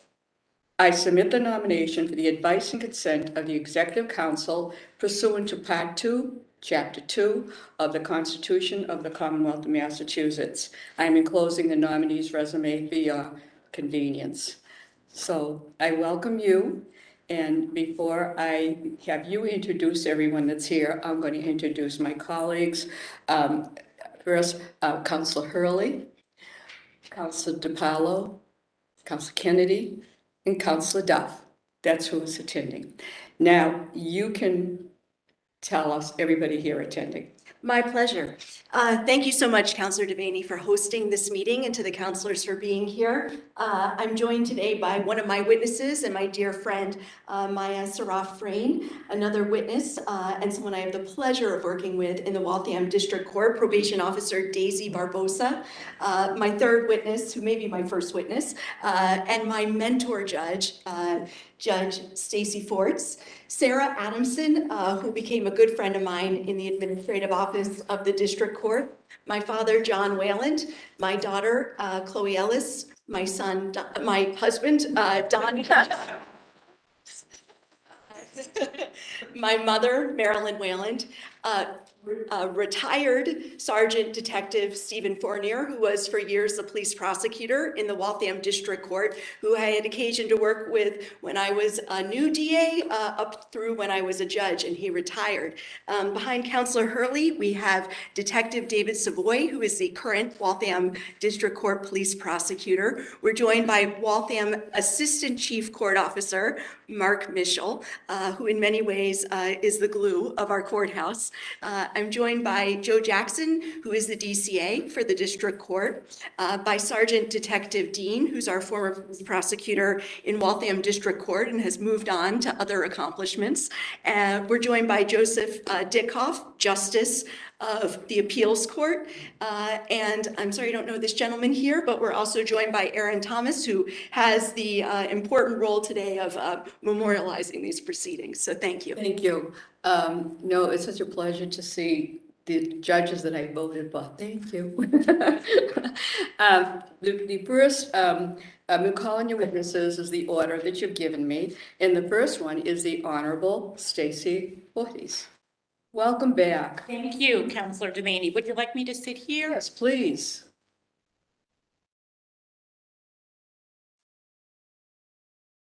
So let me start off by saying that I am truly honored to be before all of you, but deeply honored to be here in support of this nominee. I have had the pleasure of working with Judge Sarah Ellis for the past 8 years now in a variety of capacities. First introduced to her in 2014 when she was Deputy Legal Counsel and Director of Legal Policy for the Administrative Office of the District Court for Chief Justice Dawling. I had an opportunity to work with her, observe her during many judicial trainings for judges that she helped to put on during our annual judicial conference. She would provide updates and give advice to judges on the law on a regular basis. But I really got to spend some time with her when she was assigned to work with the criminal committee of the district court, for which I was a member. And the district court criminal proceedings committee was responsible for a variety of things. Updating the jury instructions, working on forms, pretrial condition forms, model plea colloquy. So I had an opportunity to work closely with Sarah on all of those things, as well as other committee members. One of the things that I discovered immediately when she was a lawyer assigned to the administrative office, and I think that every colleague would tell you now about her, is she is one of the smartest, most thoughtful judges that we have in the district court. And I think every judge, no matter their level of experience, judges who have been on the bench for a long time would say that she is a valuable resource to all of us. I've had an opportunity to work with her as the regional administrative judge. When she was appointed, we were all thrilled to the district court. I was particularly thrilled when Chief Justice Dawley assigned her to sit in the region for which I'm responsible for administrating. As she mentioned in her remarks, Chief Justice Dawley also called and asked if I'd be her mentor when she was appointed as a judge. It is the easiest assignment he has ever given me. I tease her and tell her that often I would just call and say, everything okay? And that would be the extent of the advice that I would give her. She has been a fabulous judge in the district court. She has worked in every court in the region. Many of you are familiar with some of the courts in the region for which I'm responsible. Lowell and Lawrence being some of the busiest courts in the region. She sat in those courts, handled jury trials, bench trials, motions to suppress, you name it. She most recently was assigned to sit in the Waltham District Court, where she sat with the late Greg Flynn, a beloved colleague for all of us. I think one of the things that really speaks to who she is as a person is that when Judge Flynn was diagnosed with cancer and undergoing treatment, I called him and I asked him, what can we do for you? And he said, there's only one thing, Stacy. Please keep Sarah Ellis as the second judge in the Waltham District Court. And for those of you who've worked with Greg Flynn, there are a couple things that we all came to know about him. He was an excellent judge, and he cared deeply for the community of Waltham and for those that the court served. So it said a lot that he chose Sarah to be in the court with him while he was undergoing his treatment. When he retired in December, and Chief Justice Dawley was going to appoint another first justice, he also fully supported Sarah as the first justice of the Waltham District Court, and she's done a tremendous job there. We've all experienced a lot of challenges during the pandemic in keeping the courts running and justice being administered the way it should be. And she's done an outstanding job there. I have mixed feelings about her appointment. I think we all do. Chief Justice Dawley said last week in a conversation that I had with him that we're all very proud and excited for her, but the Superior Court's gain will be a tremendous loss to the district court. She will go to Superior Court, I think, as a mentor for other judges in the Superior Court. And I'm happy to be here. Thank you very much. Your testimony means a great deal to us. And thank you for your service. Anyone have any questions? Councilor Kennedy. I just want to appreciate the fact that you mentioned Judge Flynn. He was somebody that I was fond of, who I had a lot of respect for. He was a good and decent man. When he passed away, I didn't know his family, of course, but I knew how close Judge Ellis was to him. So she was the person I called to offer condolences, because I appeared in front of him since the day that he was appointed, and he was on a long time. He was just a very decent man, and I'm sure if he were alive today, he'd be sitting next to you, ready to beat us all up to make sure we vote for her. Thank you, Councilor Kennedy. Any other councilors have any questions? Well, I thank you, and proud vote right there. I really am. You made us all proud. The next witness is Probation Officer Dizzy Barbosa. And did I pronounce that correctly? It's pronounced Daisy. Okay, Daisy, Thank you. welcome.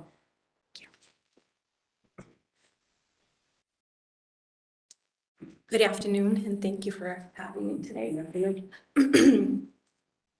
As you all may already know, my name is Probation Officer Daisy Barboza.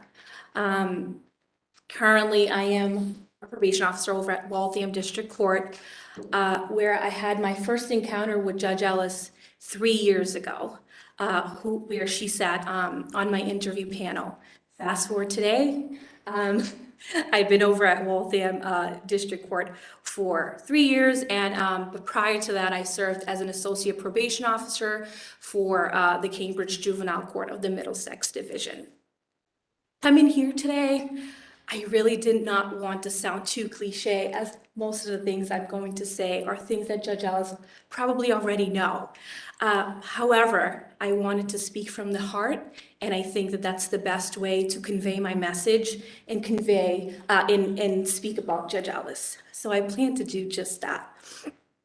I want to start off by simply saying thank you. Thank you for being an amazing person. Thank you for being an amazing mentor. Thank you for always treating everyone you come across with respect, with courtesy, compassion, and dignity. Thank you, but most importantly, thank you for being a judge of reason, a judge of fairness who always makes decisions with patience, tact, and integrity. Judge Ellis, that is really a true reflection of who you are as a person and an honorable justice. My opportunity of working with Judge Ellis will be something I forever will remember. I can give you a million examples of how great she is as a person. However, I will say some of the moments that are memorable to me were your moments of guidance, especially as a new probation officer in the district court. Everybody knows how terrifying that can be sometimes.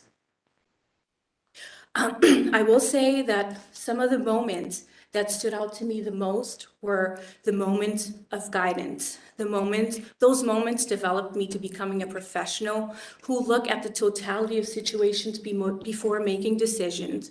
I became a probation officer who upholds the court orders while treating my probationers with respect and still being able to be assertive and firm while upholding court obligations. Your humility has always been transparent as a leader, and us over at Waltham District Court is beyond have had you serve as first justice. Although I am saddened to see you go, I am so happy that others will continue to experience what we have experienced. Thank you for always representing the criminal justice system to its highest honor. I really mean that. Thank you. That was from your heart. Thank you. Any councils have any questions? Thank you. No. Thank you very much. Next witness is Maya Saraf Crane. How did I do? Perfect. Good afternoon to the members of the Governor's Council. I'm honored to have been invited by Sarah to speak on her behalf in this forum. Thank you all for giving me a few minutes to share some thoughts about Sarah as you consider her for a position in the Superior Court. I feel so fortunate to count Sarah as one of my closest friends. Sarah and I met almost 25 years ago when she and my husband Brian were classmates at Boston College Law School. During that time, Brian and I also became friends with her husband Dawn, who was also a BC law student, and we've remained very close ever since. Our children are all within 3 years of each other and have grown up feeling like cousins. Sarah and Dawn have welcomed us at many family gatherings, so we've been able to get to know her parents, Marilyn and John, and her sister and her family as well. Over many years, we've been friends. We've enjoyed vacations together, outings around the city, and spent countless evenings sharing dinner and great conversation. It's with 25 years of knowing Sarah that I can so enthusiastically support her pursuit of her role with the Superior Court. From a personal perspective, Sarah possesses all of the qualities most valued in a friend. I hold Sarah in the highest regard, and it's difficult to describe in just a few minutes what makes her so exceptional. Sarah is thoughtful, caring, and willing to have tough, honest conversations when they are most needed. She cares deeply about her family, her friends, and her profession. She's a natural leader, and her confidence, intelligence, and empathy elicit respect from all who spend time with her. While Sarah and I enjoy a friendship based on shared values and interests and have spent lots of time laughing and having fun, I've also had an opportunity to peek into her professional world. About 2 years ago, my husband was appointed to the bench as an associate justice of the juvenile court. Sarah was an invaluable resource to Brian in considering service on the bench and shared both the rewards and challenges that are inherent in the role. Sarah's comments always reflected the immense respect she felt for the courts, the public served by them, and the staff that supports their operation. She spoke about the law with a passion that drives her to meet a very high bar every day in her role in the district court. Since my husband's appointment to the juvenile court, I've had an opportunity to gain a deeper understanding of the qualities it takes to be a good judge. Sarah treats everyone with respect and understands the importance of due process and the right to be heard. She is experienced, smart, and decisive. She's compassionate and has the capacity to be fair and balanced. The fact that Sarah has become a leader among her peers is a testament to her legal knowledge, personality, and hard work. She is someone who brings out the best in those around her because she demands the same high standards of herself. I've often joked with my husband and others that know us that while I'm a little older than Sarah, I say one day when I grow up, I want to be Sarah Ellis. Her poise, kindness, and intelligence are apparent to all who know her, and her leadership by example elevates every team she is a part of. I have no doubt that she would bring all of these qualities to the Superior Court to the great benefit of each courtroom where she presides. Thank you so much for your time and consideration. Thank you. So, have any questions? Questions? No, thank you very much. I really value that. Is there anyone here that's not on the witness list who would like to say something about this nominee in favor? You chat. All right, hearing none. Is there anyone in opposition? Hearing none. Now it's your turn, Judge, for your presentation. Thank you very much. First, I'd like to thank the governor's counselors for your consideration of my confirmation and for holding this hearing today, and to Councillor Devaney for hosting this hearing. I'd like to thank Lieutenant Governor Karen Polito and Governor Charlie Baker for the honor of this nomination to the Superior Court. I'd like to thank Bob Ross, legal counsel to Governor Baker, and Lauren Green Pedrigno, the deputy legal counsel to Governor Baker and the executive director of the JNC, for their consideration and their support. To the members of the Judicial Nominating Commission, I thank you for allowing me the opportunity to be a part of this process again. I would like to thank Chief Justice Paul Daly of the District Court, retired Chief Justice Paula Carey of the Trial Court, retired Chief Justice Judith Fabricant of the Superior Court, and Chief Justice Heidi Brieger of the Superior Court, who I understand had a conflict with today's hearing, for the opportunities they've given me to work for them and with them on important work impacting our court system. I'd like to thank those that I've previously introduced who were here today to be my witnesses. I know that it was difficult to run the region and come here to testify for me today, and we do have many court officials here. So I recognize if you need to leave at some point to get back to court, and it's an open session, so you can leave at any time. But thank you for being here. I'd like to thank those in this room who have supported me, believed in me, and encouraged me throughout my career. I'd like to thank my parents, Marilyn and John Weyland. My parents encouraged my talents, solicited my opinions, and taught me to believe in my own abilities. They supported decisions I made, whether that they agreed with them or not, and they fostered in me the self-confidence to go to law school, to be a litigator, and to stand up and to speak out.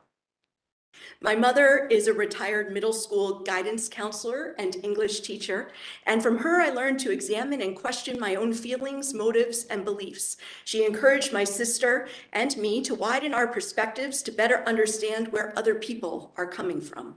My father is a retired computer systems analyst who attended graduate school in the evenings when I was a young girl to earn his doctorate.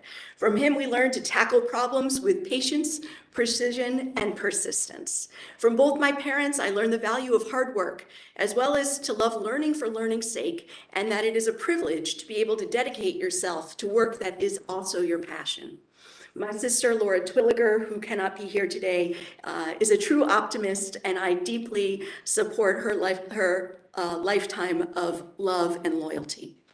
I'd like to thank my in-law families on the West Coast who may be watching this feed, to Steve and Helen Ellis and John and Bobby Bridge. From the beginning, you've accepted me as family, and your love and your support has been very important to me. Thank you to my husband, Don, who I met in 1999 at Boston College Law School. And as we approach our 20th wedding anniversary in just 2 weeks, he has been my steadfast champion and ally. He has always encouraged me to follow my heart, to trust in myself, and he has supported me throughout.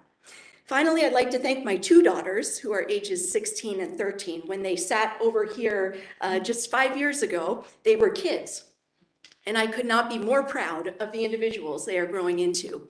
My younger daughter could not be here today as she has her middle school theatrical debut this afternoon, but my older daughter is here. And I appreciate that both my daughters are compassionate, loyal, smart, kind, funny, diligent, and brave. I am excited to watch them find their passions, pursue their goals, and to make the world a better place. My desire to be a public servant grew in part from the many values I learned from my grandparents and my parents. I didn't grow up in a family of lawyers. The Freed, Fogelson, Ronan, Weyland melting pot from which I am immediately descended had many smart, creative, and driven people, but their talents didn't lead them to the study of law.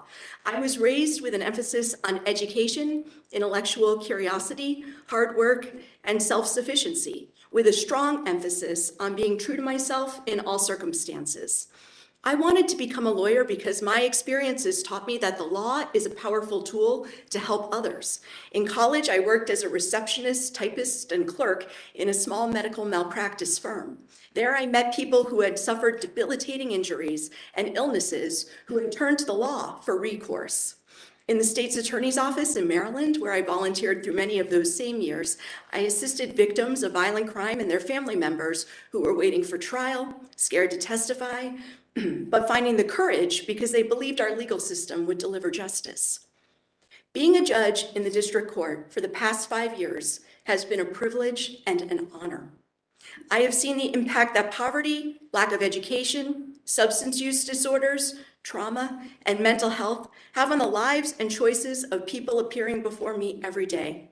It has been immensely rewarding to use my education and experience to serve our communities, as well as parties in need of the court's intervention. The work of the district court is immediate and impactful. The colleagues I have had the honor to work alongside in the district court are serious about our work, dedicated to serving the people before the court, and wonderfully supportive to each other. When I worked in the administrative office of the district court for Chief Justice Dali, I valued the intellectual aspects of the position, including the opportunity to delve into many of the district court's more complex legal matters. I participated in multiple initiatives across trial court departments, analyzing how legal, procedural, and statutory changes could advance the administration of justice. Our work was focused both on continuing to improve the court system as a whole, as well as examining specific and often novel legal issues as they arose. And I found this work to be interesting and engaging. Until I joined the district court bench, I didn't realize how much I missed the direct connection of my work to the lives of specific people. Every day I make decisions that directly and immediately impact the lives of individuals before the court. My decisions resonate in the communities that I serve. I am very aware of the responsibility of my position on the bench and my role as a public servant. I embrace these aspects of being a trial court judge, and I find the prospect of positively impacting the lives of those before me to be extremely motivating. My hope is that, should you vote to confirm me, sitting on the Superior Court bench will be an opportunity to build upon both my ardent intellectual curiosity and my strong desire to serve the public. Presiding over complex civil and criminal litigation would be exciting to me academically, but I also appreciate the high stakes and the deeply personal nature of such cases for those involved in the Superior Court. I would endeavor, as I do now, to treat all litigants with respect, compassion, and dignity. Judges are called upon to keep an open mind. Over the past 5 years, I've had the opportunity to reflect on this directive. It's often used as a figure of speech more than an instruction. What does it mean truly? to keep an open mind, to truly consider something that way. We all bring our unique life experiences, perceptions, and references to anything that we consider. The challenge to approach each case, each litigant, each circumstance with fresh eyes appears on its face to divorce us from our history and experience. So in practice, what does that mean to keep an open mind? To me, keeping an open mind is about humility. As judges and those here who practice in our trial courts, we see a lot. People on their worst days, in crisis situations, and impacted by trauma. Writer and novelist Paul Auster wrote in his work, The New York Trilogy, "Every life is inexplicable.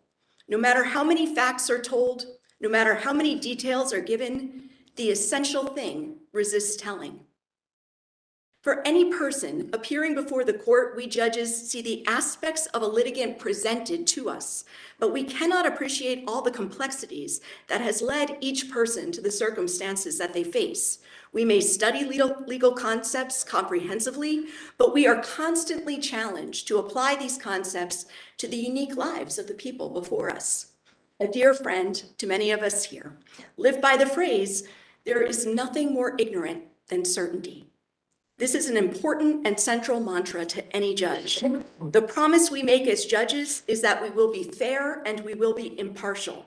To do so, we must be active listeners, we must patrol our consciousness for bias, and we must be humble enough to recognize limitations in our own knowledge and experience and keep the open mind necessary to process new ideas, arguments, and perspectives.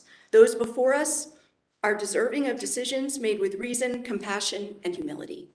I'm deeply thankful to this Governor's Council for the opportunity to serve as a district court judge. 5 years ago, you entrusted me with this position, and I've worked to honor your confidence and your trust.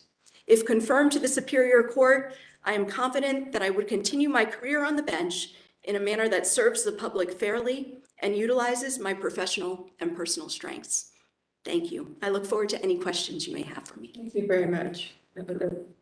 I open up to the council and we go by the rules, and I will call on Councilor Duff.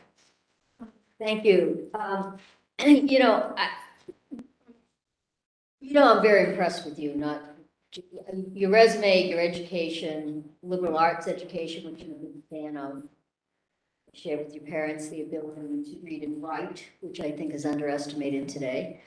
And Kenyon College is just a tremendous place to have studied as an undergraduate, so well, good on you. I also liked very much that you spoke about your children as being brave. I think that is, I think being brave and having courage in this world is two things we all need to have, a lot of them that they're hard to have. So I hope they can continue that with the guidance of you and your husband. I really only have one question. We didn't talk about it. It's not in your resume. Do you like baseball? I have 2 questions. So I was in drama club.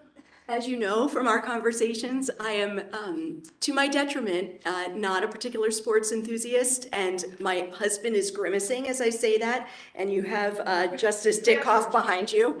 But I have to admit to my own deficient knowledge in the area of baseball. Okay.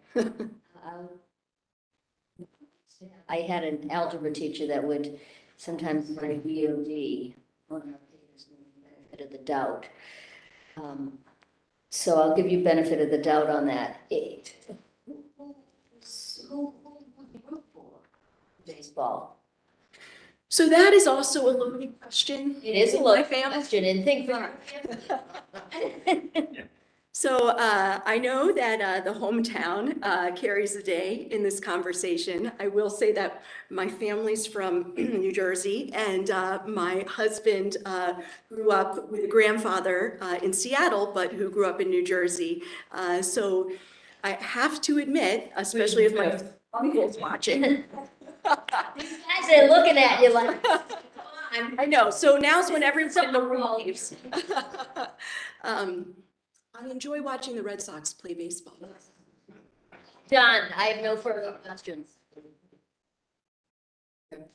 Council Kennedy. I started interviewing you for this job the day you started in the DA's office.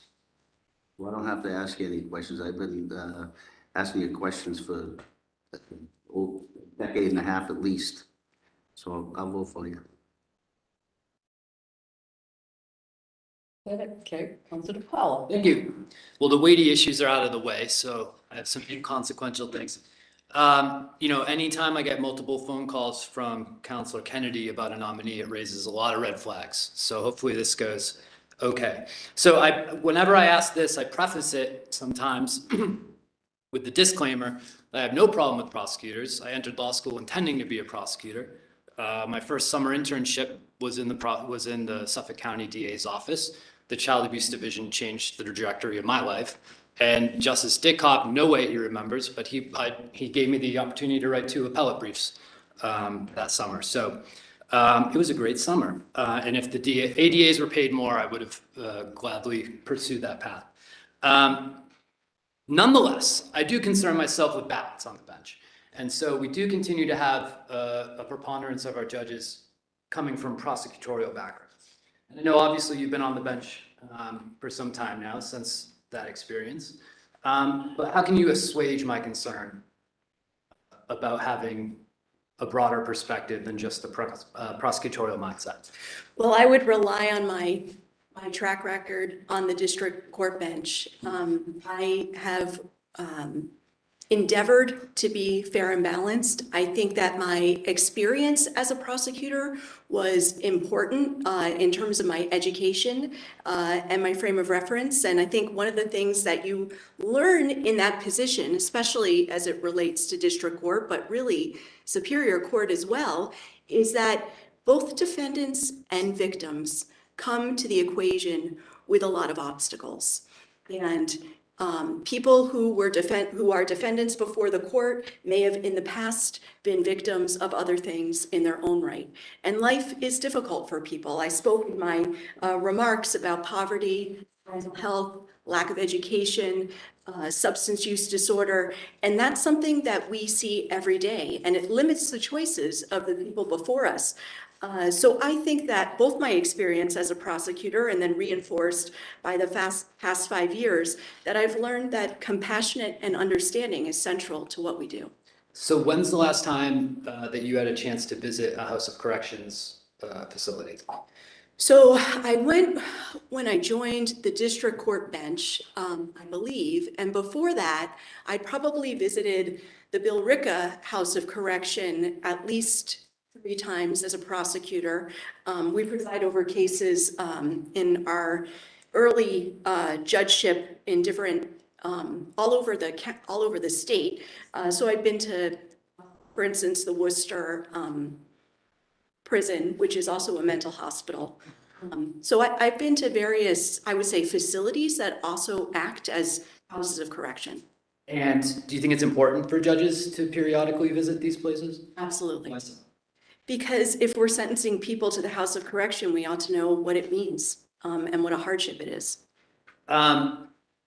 Something you said about, understanding victims, defendants coming before you have been victims of something ahead of time. In your application, talking about discretion, one factor you raised was victim impact statements. And I'm wondering, how does a victim impact statement, or does, in your opinion, a victim impact statement help a judge to apply the law to a set of circumstances? Does it have any impact on how the law applies to the underlying incident? Potentially, it does in the context of sentencing. So as you know, under the Victim Bill of Rights, judges are required to consider victim impact statements, either written or oral, before the judge decides on a sentence, even if it's an agreed tender of plea. So it's important to me that if a victim of a crime wishes to make an impact statement, that they have the forum to be heard, that I'm not predetermining the sentence before I hear from them. How that crime impacted them and affected their life might inform what conditions of probation that I think are appropriate. For instance, if it's a relationship where the victim felt that alcohol use was a component, or the intimate partner abuse education program. And it also, frankly, may inform the severity of the punishment if this was a crime that was particularly egregious and had a lasting emotional impact on the victim. If the victim's not there, or if the victim, for whatever reason, hasn't been as impacted as another victim for a similar crime, does that lead to a stiffer sentence because of that? That's a good question. I think it's hard to answer in the abstract just because I try to judge every case with the specifics about that case that are before me. And victims are informed of their right to make an impact statement by the district attorney's office. And often that office represents to the court what the wishes of the victim are, or whether they don't perhaps wish to be heard. But I try very hard to consider a variety of factors before I decide upon a sentence. Okay. You, I believe, currently serve, although I know that your application was written, I don't know how many months ago, on the trial court committee to end racism and systemic barriers to justice. Yes. That's quite a title for a committee. In the time of your application, you wrote about intending, it sounded like it was in its infancy. What's going on there? So that is a trial court committee, and I'm turning to Judge Forts because Judge Forts leads the district court committee on racial and ethnic fairness. And this committee in particular is a trial court committee of which there are different working group subcommittees. This subcommittee of which I am a member is led by Judge Paul Smith. And yes, at the time that I applied, the committee was just at its early stages. And to a certain extent, we still are. The committee, the jury subcommittee, is looking specifically at what obstacles exist that would impede the right to a fair jury trial. And we intend to examine topics such as the use of peremptory strikes, whether hardship excusals are related across the board to low-income jurors, jurors who need childcare. We're also looking at the felony exclusion, which right now I believe is a 7-year felony exclusion, and ought that number be shrunk.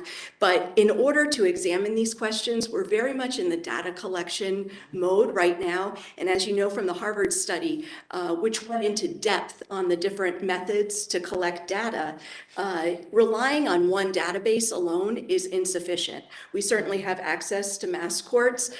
In the Harvard study, they cross-referenced the mass courts data with Decigus, and that's important to drill down on individual cases and numbers of defendants. Do you believe that there should be more data collection and sharing among some of the organizations in our justice system? Do you believe that we're missing important data, especially in the Harvard study? So I think one of the obstacles, I've thought about this a lot on the basis of the different committees that I've been a part of. I think one of the main obstacles is that a system like mass courts was purchased and used as a case management system with a very discrete purpose within the trial court. And we're now asking it to generate information that it wasn't necessarily designed to collect and might be collecting inconsistently based on individual practices in courts. And I think it's important for the court system to look at that across the board to see where we want to go in the future and what's the information we need to pull out of it, and then educate the employees of the court system about how to input that data. But to your question about sharing data, I think that we saw the power of sharing data in that study, which was so specific and came out with, I think, important results for everyone to know of. You very well know then that the sentencing disparities along racial lines happen in Superior Court, where Black and Latino defendants are twice as likely to be brought to when there's concurrent jurisdiction with the district court, which obviously exposes them to longer potential sentences, but also, in fact, does result in longer sentences for similarly situated defendants. Entering Superior Court, do you have a role to play in addressing that? Yes, I think every superior. How does a Superior Court judge or any judge, how would you approach that process? So as you know, minimum mandatory penalties do play a part, and that's a charging decision. But as you point out, what the Harvard study showed us is that there is a role for the judiciary as well, and that even in minimum mandatory sentences, what the data reflects, accounting for different variables, is that people of color are sentenced to longer sentences. So I think the first component of this is awareness and education. And I think it's important to recognize when you're looking, for instance, at a criminal history, that if someone is living in a certain city or town, at a certain poverty level in certain communities that have lower income levels, that they may have more points of contact with law enforcement. And that may result in more entries on their board of probation record. And that people don't start with an even playing field on these issues. And I think it's important to bring that education to a review of the different factors that you're considering when sentencing someone. I appreciate your time this morning. I have no further questions for you. Thank you. Thank you. Counselor Hurley. Yes, thank you. We spoke at some length. I reviewed your application, which is amazing. The fact that you are the co-chair of the Education Committee for the District Court speaks well, not only of you, but of Mark, who was there for a long time. I served on that committee. I know how in-depth the work is. You get exposed not just to criminal, you get exposed to civil, all different kinds of issues that are for not only our court and the district court, but throughout the court system. So I really don't have any questions.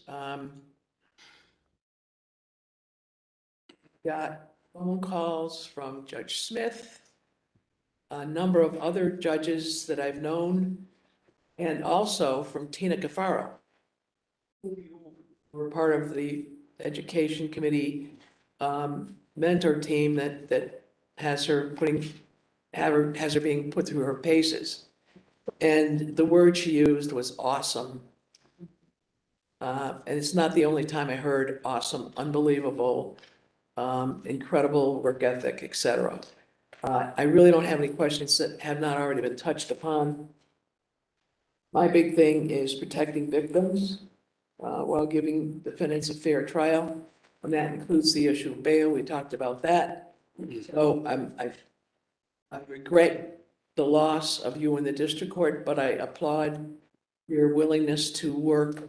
I think I described it as the district court deals with short stories and the Superior Court deals with novels. So your willingness to get involved in oftentimes multi-issue matters that can take a lot of time and a lot of thought and a lot of effort.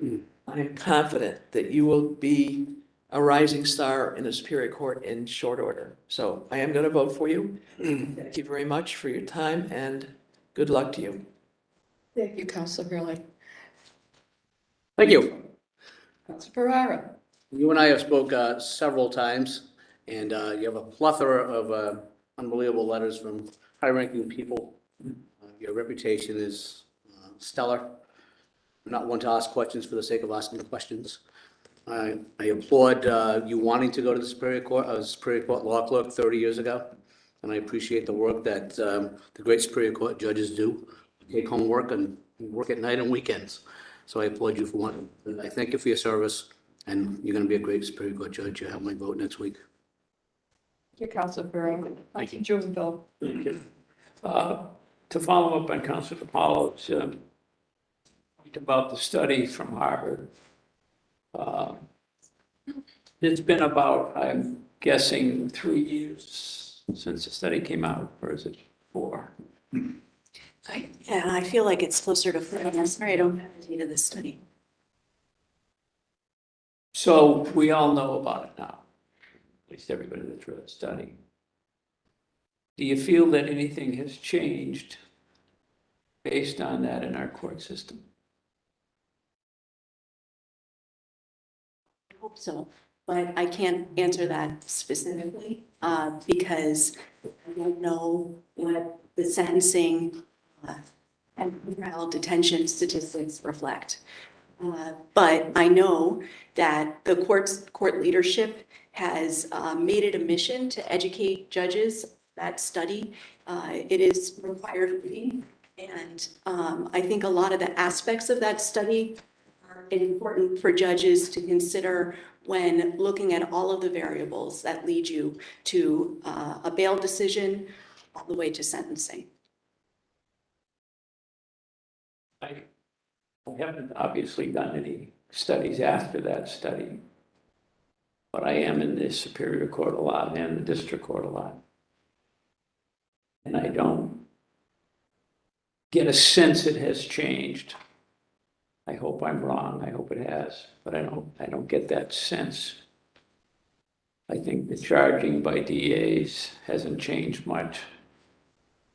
The discrepancy pointed out in the study is that Black and Latinos get charged or indicted more than whites or proportion of population.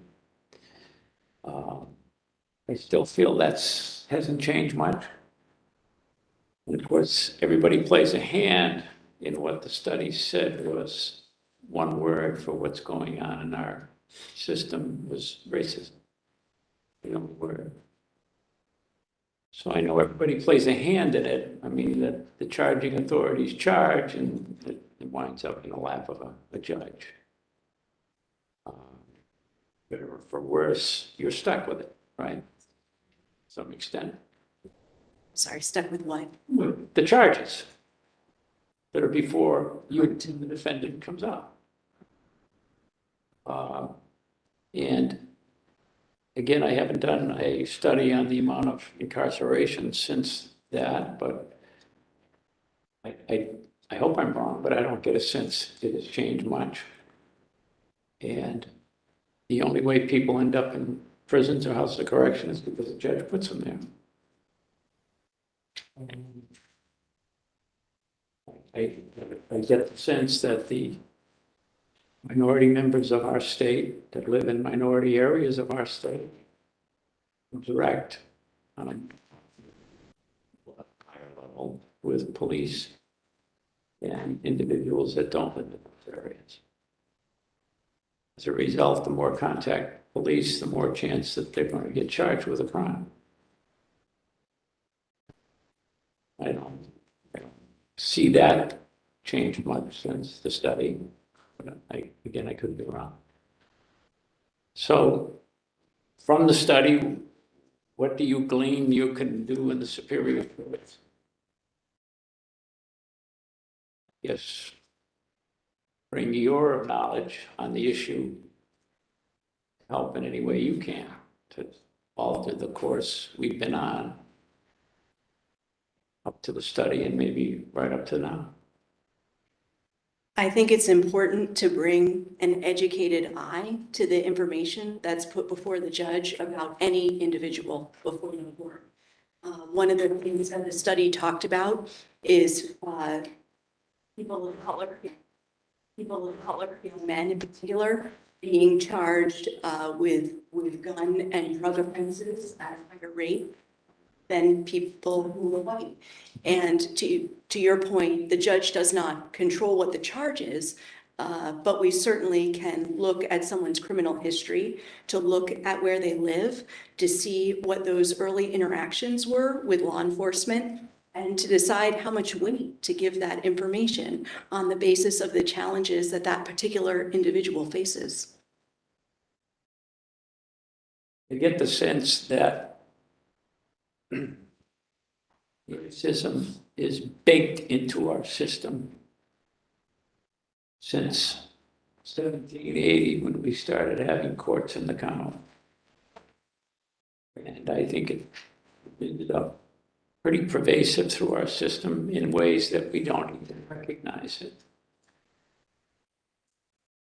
I bring up the point that I've had all these years in the court system. We look at a person's record. If that looks right, look at it, the DA looks at it. Make our arguments based on it. But it seems to me, and this is just my own opinion, that there is some racism in that issue. Because the people that live in the minority areas, since they have more of a chance to interact with police, or a chance to end up with records, get sentenced more later on in their career when they come into a court. The same individual from a affluent white community probably interacts with police but doesn't get charged as much. So I believe I've been told all my life that somebody commits a crime and they're punished, they do their punishment to the Commonwealth, that's it. They've done their penalty, and that's the end of it. It's not the end of it in our court system. It's used again and again and again. You give higher sentences, mostly in proportion to minorities. But that's just a thing I've thought up in the last couple of years, that issue of just the sentence. I may be wrong in it. Maybe there's nothing to do with racism. I don't know. But it seems to me that may be one of the reasons why that disparity in our correction system is there. When you're on the Superior Court, you can look inward. I thought you had a wonderful resume when you came before us for the district court. And I thought then you were going to make a wonderful judge, and I haven't heard anything that would dissuade me from that today. And I've received a lot of calls and letters that came in for you. Madam Shara called me over the weekend. Spoke very highly of you, obviously. And I think you've done a heck of a job on the district court, and I think you'll be a good asset to the Superior Court. So I will vote for you. I don't know how many times I'm going to have to keep voting for you. Thank you. Thank you very much. Thank you, Counsel. Welcome back. Thank you. It was just such a pleasure when I saw your name going to the Superior Court. Thank you for applying. First of all, I've got to recognize your mother. And she's sitting in the governor's chair. But you might not know it, but Judge Ellis and I share this. My name is Marilyn, and my late husband was John. Yeah, like your mom and dad. So having said that, first I'd like to ask you, when did you think of going up to the Superior Court? What was it that gave you that, that innovation to say, I think I could do better, I could do more? I wouldn't say better because. I don't mean that word. That's not a good word. But I love the word complex, more complex. Yes, so for me, it was a decision that I started thinking about approximately a year ago, maybe perhaps a little bit longer. The work in the district court that I've gravitated to, that I've found most fulfilling over time, has been the more complex legal issues. I was talking earlier today about the unicorn that is the 4-day district court trial, and I've been fortunate to have some complex, interesting, and impactful jury trials in the district court, and the thought that I could do more of that, and that I could tackle more complex issues is really interesting to me, and I think it would be very fulfilling. Well, I couldn't be happier being here 23 years to have someone like you with your experience as a judge going to a higher court. I mean, I've seen in past years someone with 6 cases that went to Superior Court. That's not right, and it's not fitting to represent the people of Massachusetts. So I thank you. You have brought, you have been involved in programs that I haven't seen with other people that come before me for a judgeship. And I really would like you to talk about that. One of them was your judicial trip for equal justice. I have talked on and on about, I'm very concerned about racial equality and the racial bias in the Massachusetts schools. And we talked about that when we met. Thank you for meeting me again at the diner. And, you are on the Hall of Fame for the Belgian waffle as Judge Dickoff and Judge, so I thank you for that. But tell me about that. Tell me what you gained from that and how you proceeded with that, what you learned. So as you may know, our late Chief Justice of the SJC, Ralph Gantz, organized a trip for judges to go down to Montgomery, Alabama, to visit the Equal Justice Initiative, which is a museum and monument that was created by Brian Stevenson and his team of colleagues. And what the museum examines, and I was able to take my husband with me, who went on that trip as well. What the museum examines is the history of the African-American experience in this country, beginning with the slave trade, the experience of enslaved people, through to the Civil War. My daughter studied AP US history this year, and we had a lot of discussions about the information from that museum and how it did or did not track the information that was taught in their curriculum through to the civil rights movement. And the museum really makes the case that the mass incarceration of young men of color in this country is a direct offshoot of Jim Crow's legacy. And it makes a compelling and impactful argument for that position. The other, aside from the museum, there's also a memorial to peace and justice. And that memorial is a memorial to everyone in this country who was lynched. And it's staggering. It's the way that the museum is set up when you walk in is that there are monoliths that hang from the ceiling that memorialize every death due to lynching by county.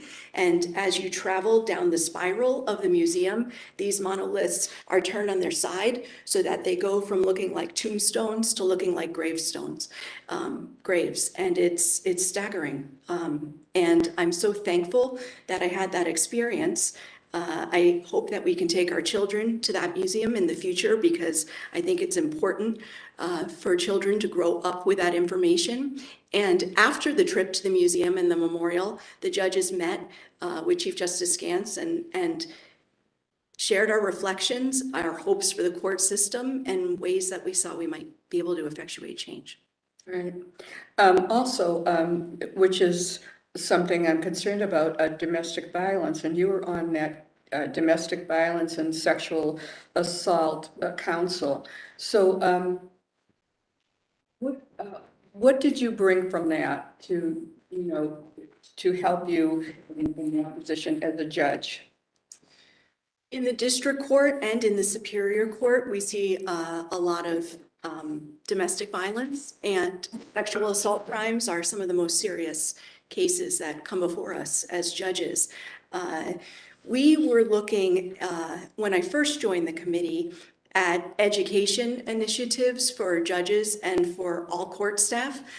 Before I joined the bench, when I was part of the administrative office of the district court, I worked with Judge Mary Ann Hinkle to come up with a training curriculum, which is required by statute beginning in 2014 for all court personnel to receive training on domestic violence, to understand what reoffense and fatality risk factors are, to understand the directive to sentence for certain crimes, to intimate partner abuse education program, and also to understand that defendants who are charged with crimes of domestic violence were often, as children, the victims of domestic violence themselves, that it is truly a vicious cycle in that regard. I want people here to know that I ask questions. I don't ask questions for the sake of asking questions. I know this judge. I have met her for hours when she first came before me and last week when we met again. But I want people out there, thank God for public access now, to hear why this person is qualified, why she's experienced in her personal life. And that's why I ask questions. So the council doesn't like me asking questions, so they established a 15-minute rule that I'm ignoring today, okay? And it's supposed to be only 15 minutes between the counselor and the nominee, but you deserve to talk about your achievements and what you've been involved in.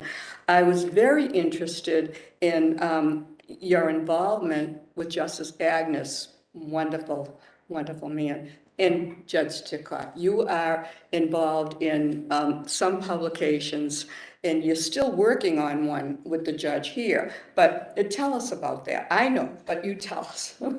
So Justice Dickoff is smiling. So as you know, Justice Dickoff and I had the honor of working together for Chief Justice Dolly at the Administrative Office of the District Court. We started on the same day. We had cubicles right next to each other, and working with someone as smart as Justice Dickoff, you learn a lot. But to your question about Judge Agnes, so Judge Agnes, as you know, is the president of the Flashner Institute at this time, and he has developed several publication initiatives for Flashner. And Justice Dickoff and myself and others across court departments are working to write a book on probation violation proceedings. So that has been an opportunity for us to continue our academic interaction and our friendship. And I've also been working with Justice Hanlon on publishing a book on harassment orders. No, that's great. No, that's something that we don't hear of, and I want to give you the opportunity to talk on that. The other thing is your publications. That's to me very important, that you've taken the time to write things. And tell us about the publication you wrote about, what was it, I'm trying to think, the jury proceedings, or what was that one particularly? I'm trying to think. I'm not sure. One of the publications that I had occasion to write about was it probation, or I don't remember. Oh, I know, drug courts and how they impact participants, courts, and communities. And I've gone to drug courts, and I've said this before, I went to the graduation and I cried. Those people who were drug addicted for years and alcoholics, and what this program did for them. And it was just, I sat in the back and tears came to my eyes when they talked about how it changed their lives. And I wanted to know, these specialty courts, are they productive? They are. They really are. So tell me about that, right? I had the opportunity to work with Judge Hogan Sullivan, who at the time was fulfilling a specific role for the trial court in terms of attempting to accredit our different drug courts. And in doing so, I worked with her on writing the drug court guide. I think Justice Dickoff had a piece in that as well. The drug court guide to lay out a map for drug courts to be reviewed by experts and accredited. And after that, I had the opportunity to write that article about the actual impact that drug court has had on the lives of specific individuals. I'm looking at Judge Forts because Lowell has a very robust drug court, and I think for all of the judges who've presided over that, and we try to use the same, judge who gets to know the litigants, who gets to understand their personal histories, and therefore can hopefully craft sanctions that are immediate and specific to them. We find drug court to be difficult and rewarding. Right. I had to bring this up. It's about someone in public office that you took on that case and taking money from the parking meters and everything. And I'm just going to give a little history to the people here. The judge was Judge Sikora. Let me tell you about Judge Sikora. He had a case in the district court on Halloween, and he instructed jurors to come in Halloween costumes. Can you imagine, as a priest, as a nun, as a traffic post, as a clown? That's Judge Shakur. So he was the judge, and you brought that before him, and you could tell us about what that woman did and he was responsible for the money. And you tell us. I'm happy to talk about it. I was not in Halloween costume. That did not come up in the context of that trial. But that was an embezzlement case that I tried in the Superior Court as a prosecutor. And the embezzlement scheme involved a woman who worked for the City of Lowell parking clerk's office. And she was accepting payments for parking tickets, and she was logging the payments as having been made with the Registry of Motor Vehicles, because there was a direct connection between how the clerk collected the money, their computer system, and then how that was forgiven through the registry, so that it wouldn't result in a license suspension. Well, she became sick. And she wasn't in the office for several weeks in order to make those corrections within the computer system, so that people's licenses were starting to show up as suspended when they knew that they had paid the parking clerk the money. And so the complaints started coming into the City of Lowell about that. And there was an investigation that was launched, and there was an audit that was performed, and it was extensive. And that was a heavy paper case on the one hand that involved bank records. It was about 44,000, am I, yeah. Yeah, it was over $40,000 when it was all said and done, but it took a long time to uncover the amount of the larceny and the number of people that were impacted, as well as understanding all the repercussions of that in terms of their Registry of Motor Vehicle status and all the other fees that they had to pay because of that. Eventually, everything came to a head when other members of the office discovered envelopes of cash taped under her desk in the parking office, and then they were really honing their investigation on her. And one thing that was interesting about that case, when you have that amount of money, is you wonder what happened to the money, and that was never discovered definitively, although it was believed by her colleagues that she had a gambling addiction, as well as her husband, who testified at the trial for the defense. But it was a fascinating case. It took a lot of financial investigation to build the case, and she was convicted. I can't go over everything, all your cases, because they're just fantastic, but one of them was a case, and we talked about it, where there was a driver that killed a police officer, state police officer, that was on a detail. And you want to tell us about what happened? So I'm not sure what. Well, what happened was she was driving and ran over the police officer and killed him. And so I thought that you judged properly and you gave her a sentence. It wasn't a light sentence, but it was proper for what happened. You don't remember that? I don't remember that specific case being in front of me as a judge. I certainly have had the opportunity to examine, in the context of the administrative office of the district court, different police officer fatalities and judicial decisions that were made regarding license status leading up to that in terms of an after-action analysis. But I don't believe that I've had a case as a district court judge regarding. Anyway, it was a short term, but I thought it was appropriate. And I'm going back to my history and my knowledge of judges. And there was a case where a woman in her 50s was speeding and ran over and killed a local police officer who was on a special detail at a construction site. And the officer had a wife, 5 children, 13 to 2.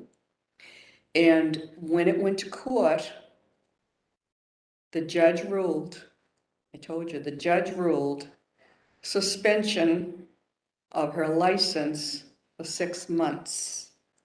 And then he turned to the widow holding the 2-year-old with her other children and said, "Do you know what it is to go without a license? You can't drive for 6 months." I don't want that kind of a judge. And I just said his name before, I'm not going to say it again. And that's what I see. So I do my homework, and I really, I have been so proud of my vote for you. I vote for Judge Bliss, my judge, Judge Ditkoff. I'm very proud of it. And when I do occasionally vote no, I tell why. I document it, and it's documented in our office. So, but So when you look at your district court experience, is there one case that you look at, maybe with pride, maybe with sadness, but it's something you'll always remember? Well, one case that comes to mind is the case that was the basis for my writing sample, where I was reversed by the Supreme Judicial Court on an issue pertaining to harassment orders. It was a case out of the Lawrence District Court involving high school students and a song that one of the students published about another student who had been in his chemistry class the year before, and the lyrics involved a series of threats to commit physical harm against the student, his girlfriend, and the student's family members, involving threats to shoot and to rape and other disturbing threats. I extended the harassment order, and the issue, the legal issue, was what constituted 3 separate acts. I made written findings, and the case was appealed to the appeals court and then to the Supreme Judicial Court. My analysis, I recognized at the time, pertained to novel legal issues, ones that had not been decided specifically in the past. And I made the best judgment that I could at the time. I felt because there were separate crimes that were threatened against these individuals, that although there was one song, there were separate lyrics that constituted the threats. And because the song itself was published on different social media platforms directed at different audiences within the high school and beyond, that those acts constituted separate acts under the 250-80 harassment statute. I was wrong. The Supreme Judicial Court found that because it was one song containing these lyrics, that those were not separate acts. And because the song was created on SoundCloud, which is one of the social media platforms, distributed on SoundCloud, and then distributed by way of Snapchat, that was one continuous act, I think perhaps given because the time parameters. And so I was reversed, but I think it was an important decision because we deal with those issues all the time. And it's always helpful to have the guidance. Well, you know what comes to mind, and maybe it's not in the under harassment, but when we think of that young man who got over 1,000 emails from a young woman to commit suicide. So I know you had the hearing before me with the judge who, as a prosecutor, had handled this. That's the thing, you know, I'm sure those cases don't come up very often before you, and they are hard. Of course, I'm very opinionated, and I just feel he came out of the car, and perhaps he would have, he changed his mind, but she insisted he go back in. So I don't know. I mean, I just can't thank you enough for going to the Superior Court, because you're going to get those kind of complex cases that judges 20, 30 years ago never had, you know. So I want to tell you, I got a lot of calls, but I had a long call with Judge Frank, and unbelievable. It was so nice to catch up with him, and he couldn't say nice things about you. And Judge Machero, he said, she's the smartest person I know. Now, you don't hear that adjective, smart, by people coming in talking about, you know, you hear it in general, but he really emphasized that. So I do want to, you know, tell you that. But we got a lot of letters, and I do want to recognize them. One of them was from Maryland, where you work for who'd you work for? Root, what's his name? Judge Root? Yes. And he said that, you know, that you were so talented, and everything you did was excellent, and your judgment was outstanding, and he's followed your career in Massachusetts, and he is just so supportive of you, and he said you will make a perfect Superior Court judge. He has served the community with distinction. No better appointment could be made. Isn't that nice? And then Judge Judith Fabricant. And this is how many there are, so I can't read all of it, but I do want to say that, you know, she talked about in particular during COVID, how you carried on. And I just want to intersect something. We talked about this, and I told you I was very concerned about the 209As, because you even did it on the phone. And I'm saying, how do you know? You're not in person, you don't have eye contact, you don't see body language, and you're going to determine if this person is being truthful. That to me, what people don't know, what you people have gone through during COVID, decisions you've had to make, and maybe looking back, it might have been the wrong one, but you had nothing else to go on.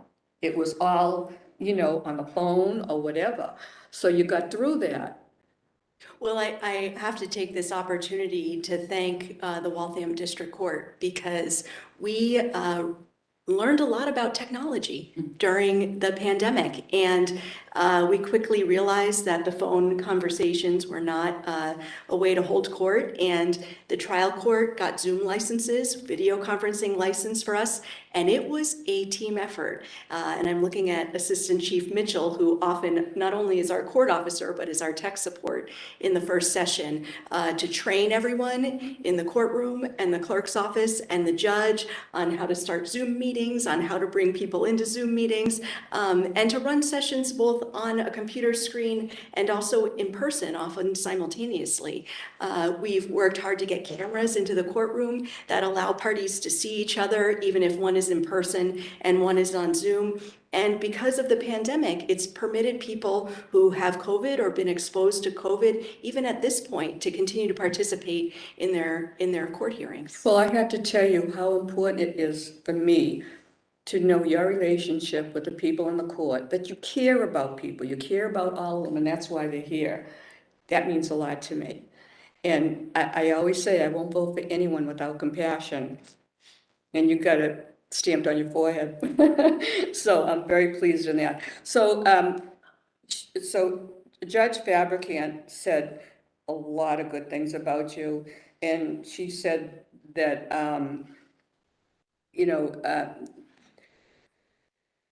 that she recently persuaded you to apply for this appointment in the Superior Court. Isn't that something? So she said that the governor has chose you, and she's fully qualified by intellect, skill in legal analysis and communication, dedication, and temperament. She works hard, she is kind, sympathetic, and humble in manner. She listens carefully and openly, and she makes decisions. She has strong leadership skills, which I particularly value as a former Chief Justice. I considered it my duty to seek out and cultivate potential leaders through appointment of judges to positions of regional administrative justice, committee chair, mentor for new judges, and the like. Judge Ellis has demonstrated she has it all. If you vote to confirm her nomination, I expect to see her in positions of leadership before long. I recommend Judge Ellis for appointment to the Superior Court without reservation. Thank you for your consideration, and please feel free to contact me. We got a letter from Trial Court of Massachusetts, Chief Justice Paul Dolly. And he's writing in support, and he said it was a privilege to work with you as Deputy General Counsel in the Administrative Office of the District Court for 2 years, and more recently as the Associate Justice of the District Court for the past 5 years. He has the highest recommendation for your confirmation, and he said it will be a significant loss to the District Court. I'm certain that she will be an outstanding Superior Court judge. I can attest she's highly respected by her colleagues in the District Court and members of the bar. Since her appointment in the District Court in 2017, she has demonstrated superior trial and legal skills, strong work ethic, highest level of integrity, and an exceptional commitment to the court. She has earned a strong reputation in the respect of her judicial colleagues for her hard work and sense of fairness. Judge Ellis contributes to the trial courts are significant. She currently serves as First Justice of the Waltham District Court, co-chair of the District Court Education Committee, chair of the Jury Management Advisory Committee appointed by the Supreme Judicial Court, a member of the Supreme Judicial Court Advisory Committee in Evidence Law, a member of the Trial Court Committee to End Racism and Other System Barriers, and a member of the Jury Trial Working Group. She has handled these responsibilities in a highly competent and professional manner. On a personal level, she is a wonderful friend and colleague. She is honest, caring, and dedicated to her family, friends, and colleagues. In summary, I believe she possesses the professional and personal attributes to be an excellent Superior Court judge. I enthusiastically support Judge Ellis' nomination as an Associate Justice of the Superior Court. If you have any questions, contact me. This is a letter from, Judge Beverly Cano. And she said she's known you for many years. Without reservations, she can't think of a better candidate. She met you when you joined Judge Justice Dolly's legal team, and your stellar reputation as a prosecutor was something she has long known.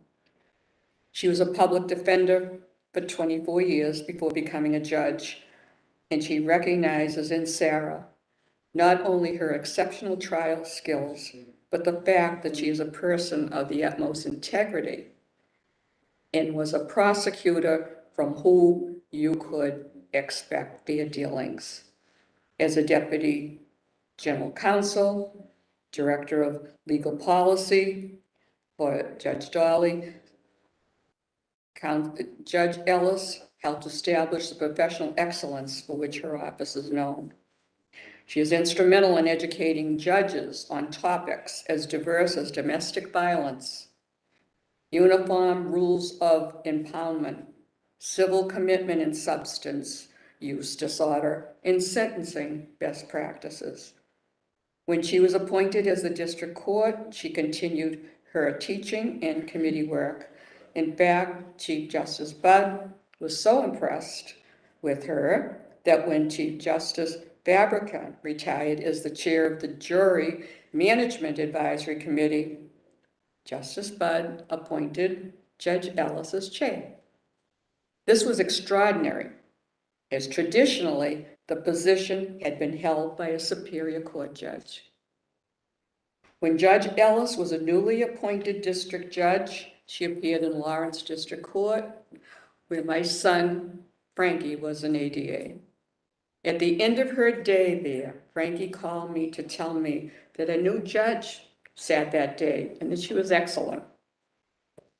He commented on how smart she was, how she knew the law, how she treated everyone with kindness and respect. I have since heard such comments about Judge Ellis from so many people. You know, these are very long, so I'm going to stop there, but I just want to put that out, what people think of you and know you and believe what a wonderful Superior Judge you'll be. And so she ends up by saying the same qualities that have made Judge Ellis an outstanding district judge will make her an outstanding Superior Court judge. She's practical, balanced, fair. She is a critical thinker, and she is confident in her abilities. Judge Ellis treats all who appear before her with dignity and respect. I urge you to look favorable on her application. The next one is Judge Joseph Ditkoff, and he wants to express his enthusiasm for your nomination, and he got to know you in March 2014, when you both started as administrative officer of the district court in the same day. He was general counsel, you were deputy. To say that we served side by side for the next 2.5 years would be an understatement. There was not a single project which I did not rely on her expert assistance generously provided. She was instrumental in our efforts to address the opioid crisis, to reform the treatment of substance and disorders, to implement new laws to address domestic violence, and to address reforms in firearm regulation. And he talks about about your humility and unflinching integrity, devotion to justice, and your kindness. And he enthusiastically supports you to be in the Superior Court. And he said that he personally has knowledge of your judicial performance. And because of a recurring medical appointment in the Waltham District Court, I have repeatedly dropped in and witnessed Judge Ellis in action. I have watched her work through tricky, ethical issues with an attorney whose demeanor demonstrated that he knew he could trust Judge Ellis to treat him fairly and with respect. I have watched her connect with litigants and help them to understand what was expected of them and to navigate the litigation process. I have observed her treat the clerks, court officers, and other court staff like valued teammates and friends, and that's what I said that it's important to me.